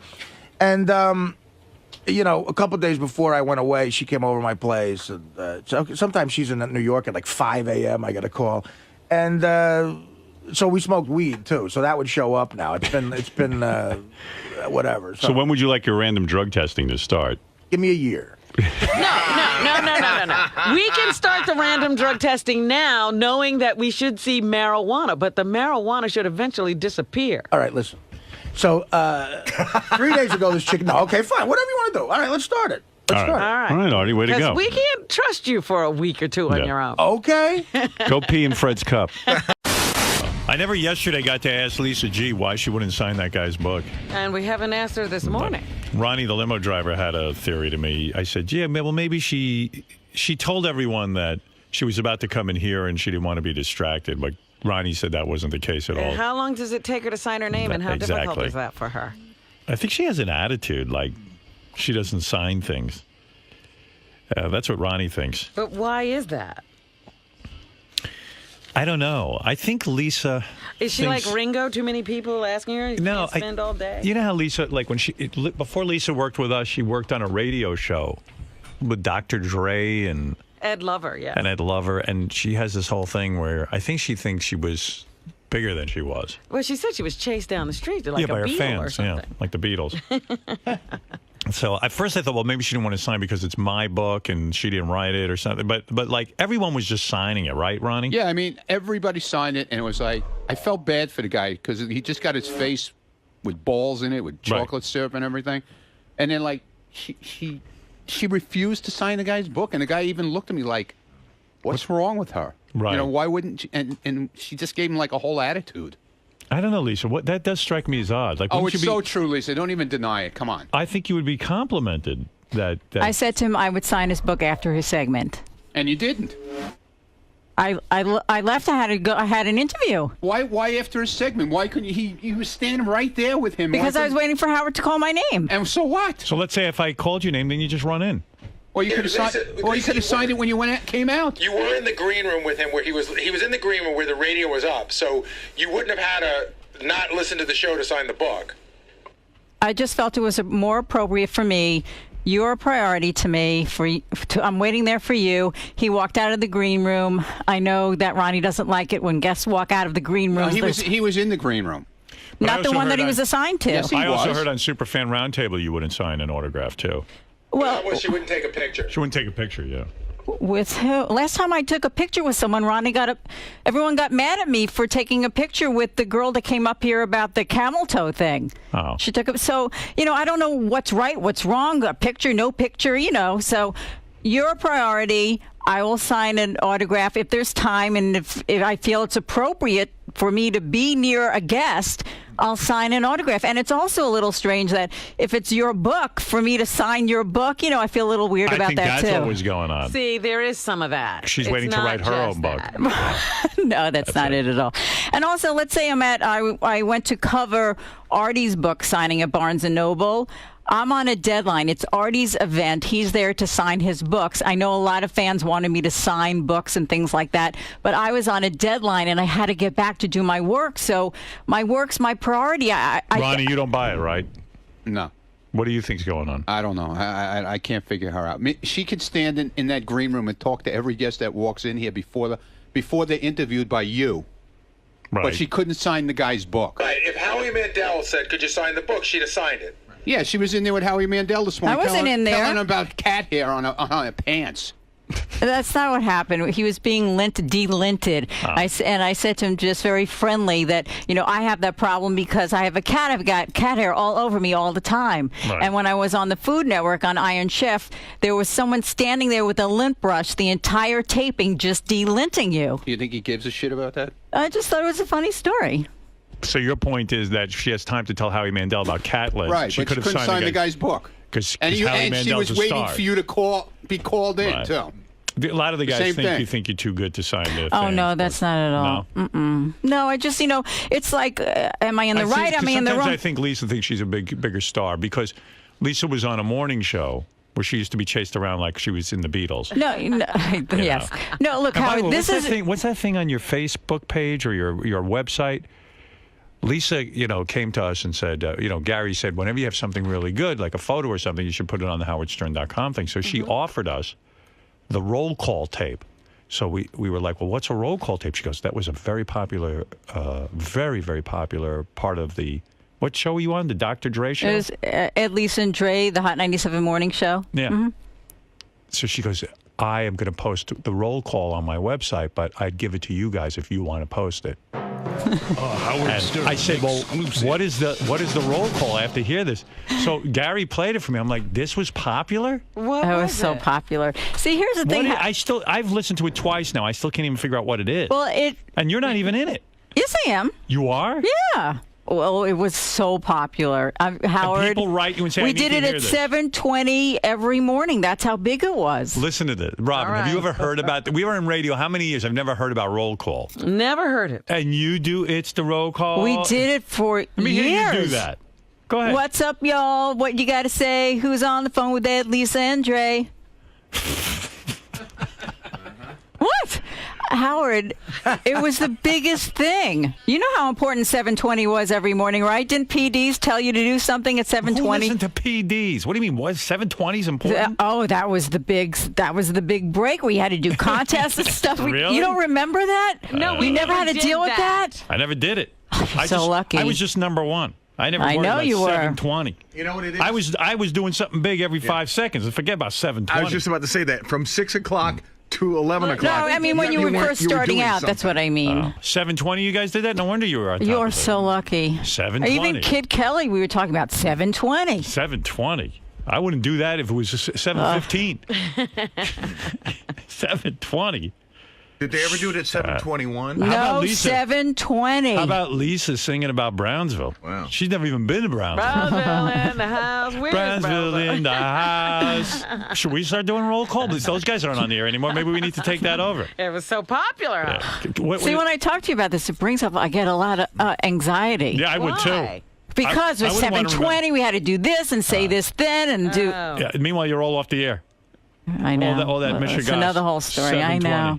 Why are you People off the got air? tired of 7:20. This was so popular. What the hell happened? Howard, I don't know. I'll tell you what happened. The show didn't have ratings. Yeah, we did very well. You did. So why And would they wanted the new flavor of the month. Really? Who was that? I don't. It took them a year or so to replace us. I don't even remember. I see. I never heard of that. When somebody's good, they keep them. I don't have a flavor of the month. Would you get rid of this? No. When you got the roll call, let's study it so we can do it tomorrow. 7:20. Now, what is it? It's all pre-produced, obviously. The girl is cut in. It's not live. That was live. Was it live? Yes, every She day. was able to do that girl? Every morning. Wow. She be ready with a rap. The lines And would. you have to always off use the this hook. song? You mean you just plunked down the phone? And We had the track. We had the musical We're doing track. Okay, gang. Every day at 7:20. Oh, get out of here. We're doing roll call. I'm getting tired of it already. And wait till our fans get on and have to fuck this thing up. Let me hear this bed. You got to get me the bed, Lisa. It's a. I could probably get Scott to recreate it. But we got to get people from Brownsville to go? Yeah. Good luck. No, I guess you could be from anywhere. Anywhere could do it. Like Hempstead in the house. Yeah. Like we'll get Bobo doing it. And then we had a contest at 7:20 every morning. It was the whole Clear Channel chain, I think, at 7:20. And look how well they're doing from following this 7:20 rule. Yeah, apparently Assholes. somebody figured out 7:20, Yeah. and it's really working. Think how stupid that is. Like at 7:20, suddenly, I know what Lisa's referring to, of course. There's this whole theory with radio because program directors want to feel worthwhile, and it's all bullshit about dragging listeners through quarter hours. So if you at 7:20, it's an important time in the morning. It's drive time, and that's probably the highest quarter hour or something. And if you keep promoting something good, you could drag them through from 7 o'clock to 7:20, so you get 2 quarter hours. Yeah. So it's so stupid because if you're doing a good show, people are just listening. Who the fuck is going to all of a sudden program something special at 7:20? You better program something special every 10 seconds if you're going to keep a radio audience. How about just being good? Yeah. Right. So, I never concentrated on 7:20, but I know what Lisa means. Oh, we would start promoting it at 6. Right. 7:20, we're doing roll call. Meanwhile, so you're waiting for roll call. Look what the hell it is. And roll call is nothing. And this is how we do it I every think day. I could live without this. You sure could. All right, now what you're going to do, Robin? What? You're going to go every day, baby. And Artie's pretty good at rap too, because he does Notorious B.I.G. Yeah. He could be back there going roll call, roll call, roll call. Every day, baby. Every day. Yeah. 7:20. And I'll be like 7:20. This is how we roll. Every day. Every day. Every day we do the same exact thing. Howard, I used to say to them in meetings, look, Howard Stern is number one. He talks about real life. Right. That's why he's number one. Right. Well, why didn't they listen to you, those two schlubs? No, not Ed and Dre. No, she's talking program directors and Okay. stuff, I'm sure. What do you go into? You go into commercial after that, or do you go into music? It's at 7:20. Stops said probably. No? Stops at? Maybe, because we already did the roll call. Look at the commercial. Then we want that 7:30 sweep. I didn't know how into radio you were. Look at you with your road calls and your sweeps and your. I was your biggest fan. Wow. I used to go on all these TV network shows. Let's say if you got into trouble. Yeah. Sticking up for you. Thank you. You're welcome. Hey, baby, you want to do roll call? Hey, Howard, this is Lakeisha from Brownsville. I want to do the roll call. All right. Fred, you got any kind of music you can give If I me? can find something. It's any Neil Young? Hold on, LaQuisha. You got it. All right. It's the roll call. It's the roll call. It's the roll call. It's the roll call. LaQuisha in the house. Go ahead, LaQuisha. The Howard Stern Show do crazy stunts, and Lisa G is a stupid cunt. In the house. In the house. Roll call. In the house. The Howard Stern Show be the show for me, except for that stupid hoe Lisa G. Lisa G. Lisa G. Go to Howard Stern Show, it really rocks that Lisa G. Lisa G. Lisa's in the house. Lisa's in the house. She needs some cops. Lisa's in the house. Lakeisha in the house. Lakeisha in the house. The Howard Stern Show make my pussy bitch. I want to punch Lisa G, that stupid bitch. Stupid bitch in the house. Stupid bitch in the house. I like it. Oh yeah, Howard, you the man. You dope. You off the head. You off the hook, nigga. Yeah. All right, thank you, Lakeisha. Lisa from Brownsville, motherfucker. Don't forget it. All right, baby. Brownsville's in the house. Lakeisha in the house. Lisa G's crease, motherfucker. Word out. All right, baby. There she goes.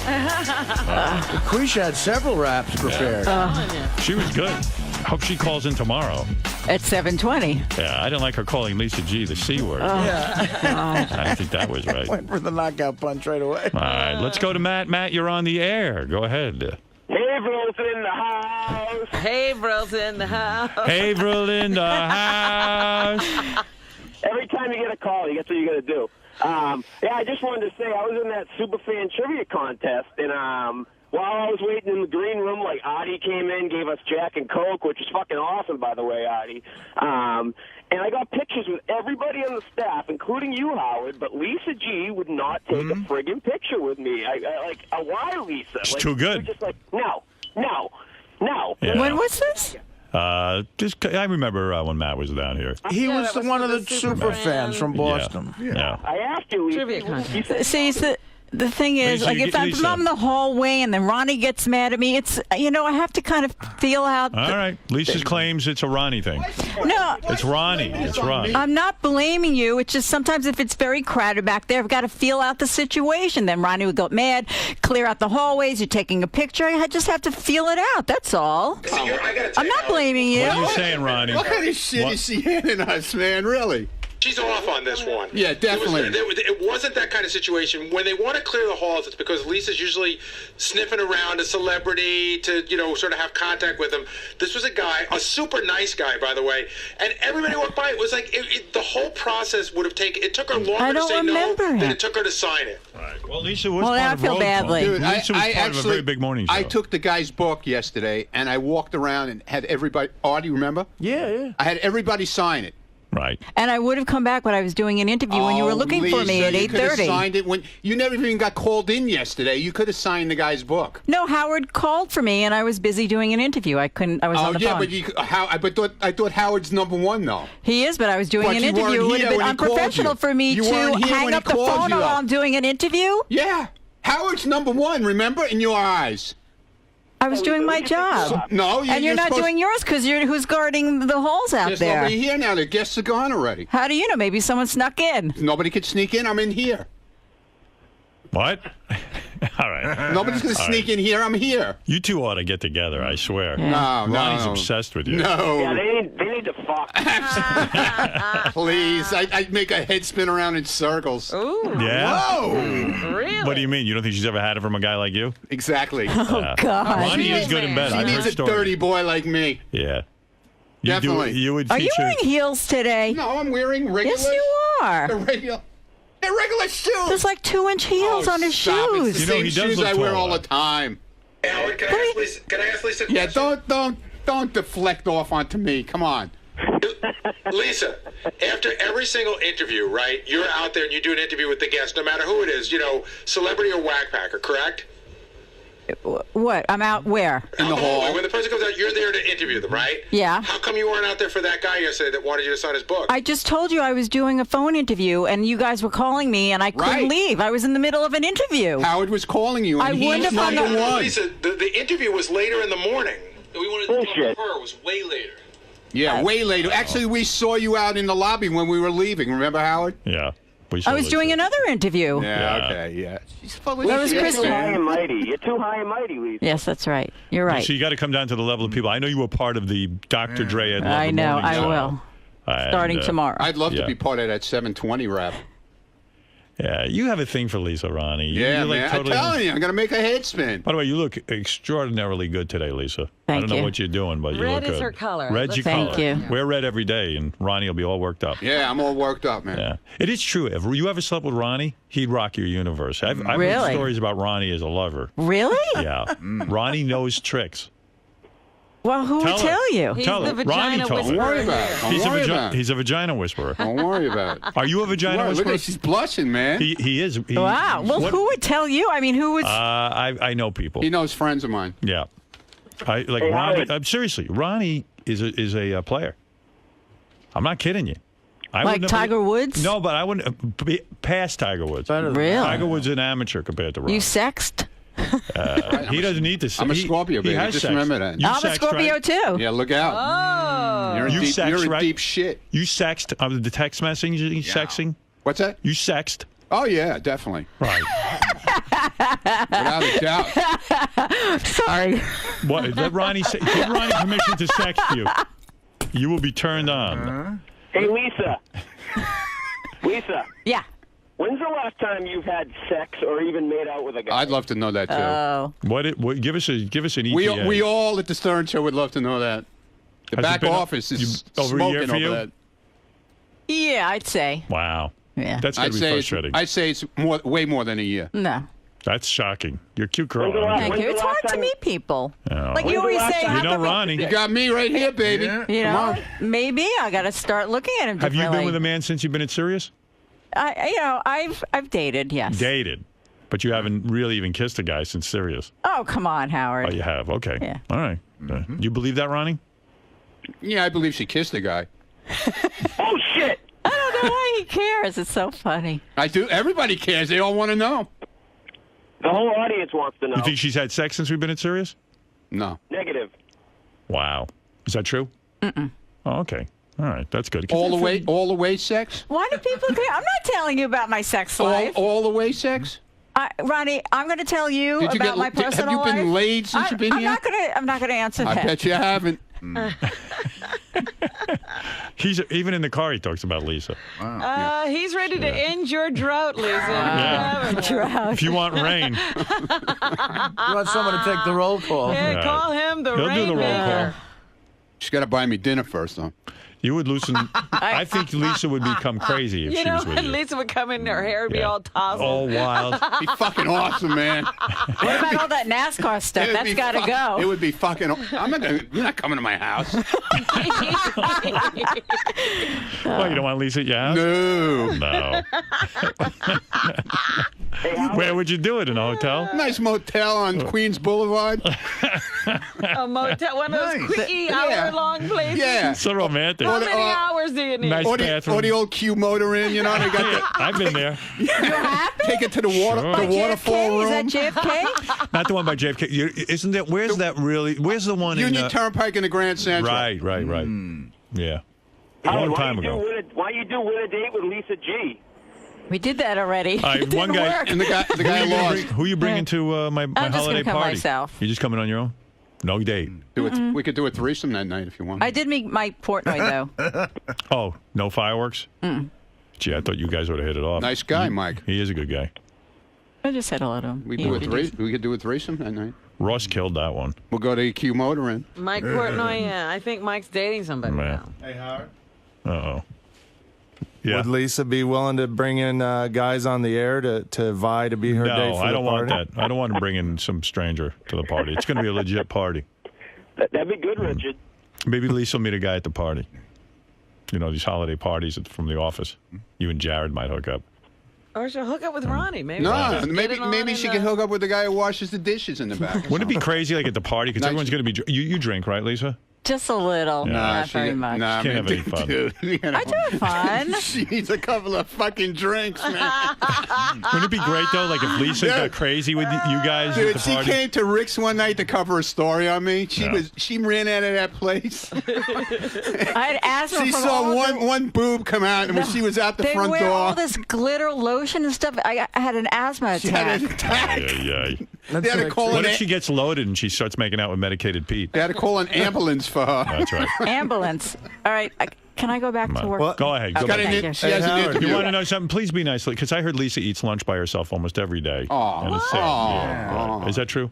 Well, I really don't have a lunch. I eat at my desk or Right. downstairs for a quick. I'm so sorry. I heard That's okay. I heard everybody leaves the newsroom when you eat lunch. Is that true? No. That's what I heard. Why would that be? I don't know. There's one more quick Lisa G thing. I know it's late, but I have to go. She's really pissed at Sal right now. Oh, you are? Why? Because she gave Sal a gift, and she the thinks. picture? No. Do you want to tell it, Lisa? Oh, I heard about this.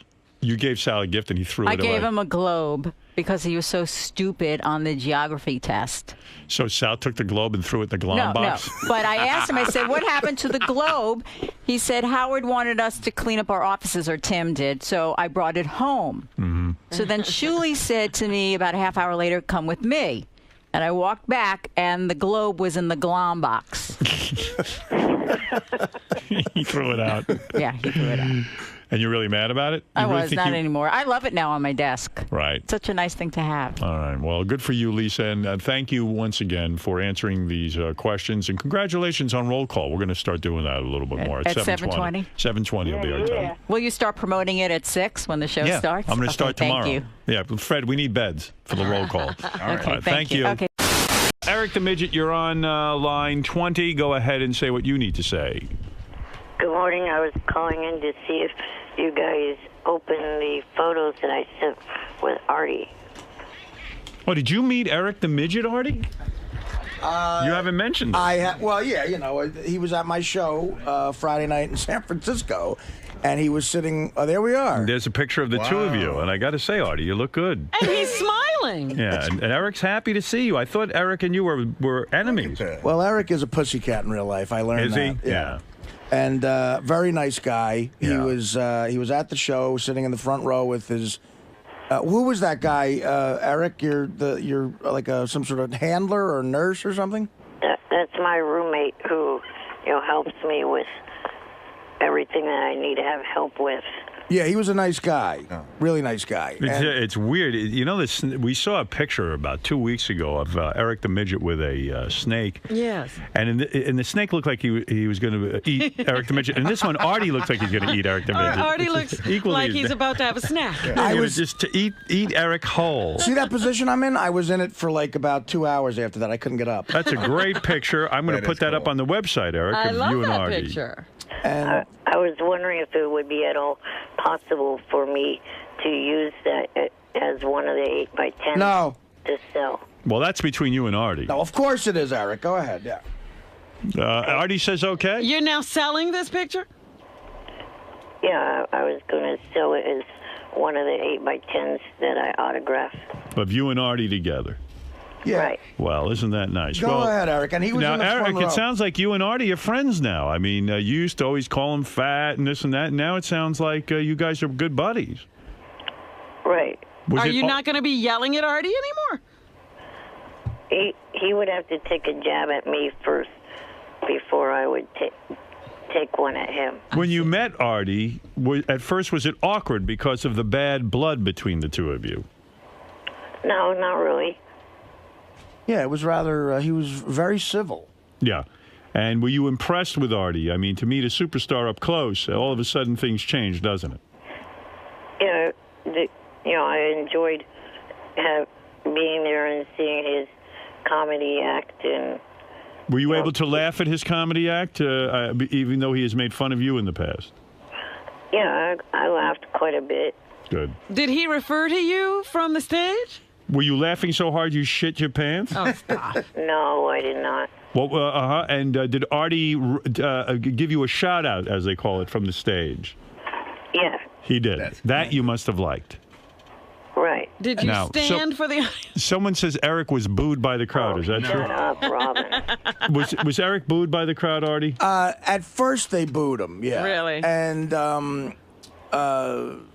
then they came around, though. I think at the end of my set, I gave Eric the mic, and they were booing excessively, and then they finally calmed down and let Eric speak, and then he just plugged that he'll be at the Erotic Exotic Ball next month. Somebody told me that Eric revealed at Artie's show that he goes to beauty school to get his hair dyed. Is that true? Do you know that? I didn't hear that. Someone must have heard it backstage. Is that true, Eric? I heard a rumor. I didn't reveal that at the show. But is it true? I don't get my hair dyed there. No, I only cut. Oh, cut at the beauty school. All right, very good. Thank you, Eric. Well, 1 minute. I want to know if you guys got the pictures yet, and if you've opened them. I don't know about it. Eric gave me an see. envelope with pictures, and I left it for the maid. You mean? Oh, this was the package you were supposed to bring back? Eric, who told you that you should never give anything to Artie because Artie will never remember to bring it with him? I told you that. And sure enough, look what's happened. The package you gave Artie is laying in a hotel room somewhere. Actually, I'm busting balls. I did take it home, but because it was small, it was smart. He put it in an envelope-sized thing, but I'll tell you what, I thought it was in my bag. I don't know where it is. All right. So, Eric, I have it home. That's probably the worst messenger service. The Artie messenger service is never any good. I have people, Eric. You should have given it to my people. So, to answer your question, I did not see your pictures. Thank you. It was exciting for me to meet Eric. You did like meeting Eric. Yes, You look very happy to meet Eric. Eric is, he's a pussycat, that guy. Did you shake his hand? Did you guys hug? I shook What his happened? hand. Did you put him on your lap? No, he looked pretty secure in the chair. All right. And he was with the guy, his roommate, who... Fair enough. I don't know this for sure. Okay. Seemed visibly drunk. But you don't know that. I don't know that. All right. But, so you're not going to be on Eric's case anymore either. You're now friendly with Eric. Oh, no, I'd love to get on his case. You know, you're so right. Everything throws me off. I mean, just hearing that Benji wants a vegetarian meal at my Makes wedding. you not want to get married. But this, I swear, I said to Beth, I said, you know, what are we doing? Now we're catering to Benji's idiotic needs. You asked me what I wanted. No, that's not. Meal? No, they said, does anyone have special needs? That's not what I was asked, Howard. Can't you just eat the regular meal? And and if you don't like something, skip it. Howard, I don't give a fuck, but if you ask me, do you want this or this? I didn't ask you anything. Yes, but you had a representative ask me that. No? I never would have asked you anything. It was for people who are vegetarians if they need... You don't need a vegetarian You're right, meal. I don't give a fuck, but don't make me look like an asshole for saying I wanted something. When you asked me, would you like this? I said, okay, that's Whoever great. asked for a vegetarian meal if they're not a vegetarian? It's like, Howard, it was like being on a fucking plane. Sorry, that voice. Okay, Robin. You're such a liar. Okay. I mean, you're such a fucking liar. Right. Okay. Why is he screaming? I don't know. Because he's just going to make me look like an asshole and then cut me off. Yeah, can I cut you off now? No, Howard. Why? When you ask someone, do you Tell me when I can cut you off. Why didn't you admit you were wrong? I'm wrong. I admit mean, I'm you're wrong. being such a jerk. Yeah, I'm a jerk. I'm wrong. Okay, Benji, you're right. You would never do this to someone. Who else asked for a vegetarian meal? Robin, she's a vegetarian. Is she a strict vegetarian? Yeah, she's a vegan. And how did it come up, Robin, that you asked for a vegetarian meal? We knew she didn't have to ask. They didn't even ask me. Then why'd you ask me? Do you want this, or this? Beth said to JD, Beth didn't ask me. JD asked me. Beth said to all the guys in the office through JD, are any of you vegetarian? Yes, that's not what I was asked, Howard. You're not a vegetarian. That's not what I was asked. Why don't I just fucking send you somewhere where you could have a separate meal from Dude, everyone? I don't give it. You're ask anyone else. Everything is an issue. Are you going to show up, by the way? No, Howard, I'm not. No, not you, Benji. Oh, Benji's going to show up. Yeah. Sometimes he has a habit of not showing up for that's me. social events because He better show up if he's taking up a seat. He's not going to get laid. Howard, you asked me, would you like this? And I say, oh, sure, that's great. And then you say I'm an asshole for. I didn't make any fucking special request. I was asked, which of these things do you want? Do you want regular, vegetarian, or vegan? Can I end it? Just be regular, Benji. Don't even say. I even said vegetarian, and I said JD put in parentheses, whichever is easiest. Okay, you're not a vegetarian, by the way. I see the size of you, dude. You're. I cannot fucking believe you. That's like somebody said to me, "What do you want?" Just whatever you guys are serving is fine. Howard, that's the answer. That's such a lie. If someone asks you, do you want... You're not a vegetarian. Howard, I don't... You're not a vegetarian. You know what? The truth is I don't eat a lot of things, and it's simpler just to say vegetarian. It'll be done. It'll be done. You're going to have a vegetarian meal. I don't give a fuck, man. Good. Then you'll have a regular meal. I don't give a fuck. I really don't. Is it that big of a deal to me? No. Would I give a fuck? Would I make a special request? No. But when someone asks me, do you prefer vegetarian or regular? I'll say, oh, great, vegetarian, thank you. I'm going to turn off your mic. It's like if someone says, would you like dressing with your salad? Wow. Oh, great, I'll have dressing, thank you. Benj, this is... obviously the most upset I've ever seen you at, Howard. Right. To his face. Right. It seems like you're constantly being misunderstood, whether it be for your breakfast order or for your vegetarian or the types of foods you are and aren't allowed to eat. Or I was asked, do you want, JD asked me, do you want vegetarian, vegan, or the regular entree for the wedding? And I said, vegetarian. And they took that as, here, JD, have you talked to JD? No, I haven't. Come on, JD. Come on in, bud. Right. Which is cool. JD asked me, do you want vegetarian, vegan, or regular entree? I said vegetarian. And we said vegetarian or vegan, whichever's easier. And I said to say whichever's easier. I didn't think it's a big deal. It's like if someone says to you, would you like dressing with your salad? Would you like Italian dressing or French? You say, oh great, I'll have French dressing. Or if someone says, would you like a glass of water? You say, great, I'll have a glass of water. So someone asked me, would you like regular, vegetarian, or vegan? And I said, said vegetarian or vegan, whichever's easier. Right. So I was upset because I thought it was made me look like a jerk, which I didn't think I was being. And you're always accused of trying to be too difficult or being too verbose, but in this case you weren't. You were trying to keep it simple and explain. I was trying to keep it simple. The truth is, are there a lot of things I don't eat? Yes, I don't eat pork, I don't eat shrimp, I don't eat catfish, I don't eat crustaceans or any kind of crustaceans. But I just made it simple. I said, I don't eat milk with beef. I said, just said vegetarian. I said vegetarian or vegan, whichever is easier. Because I was asked, do you want regular, vegetarian, or vegan? But let's strip away the food choices. There's an underlying anger you have for Howard, you could tell. And it came to the surface this morning. Well, because I don't think there's underlying anger. It's underlying anger about when I think he cast me to try to fit in a certain light and will disregard any evidence that doesn't fit into that light. So no matter how well you explain yourself or how simple you try to keep it, you're always going to be Benji, the guy who's being difficult. Yes. And that makes you very mad. Yes. How are you going to resolve this, or will there ever be a resolution? I just won't answer any questions anymore. So you're staying silent? Yes. You're turning your own mic off? Yes. I think that's a shame, man. All right. Well, thanks though, Ben. Thanks, man. I hope things work out for you. Thank you.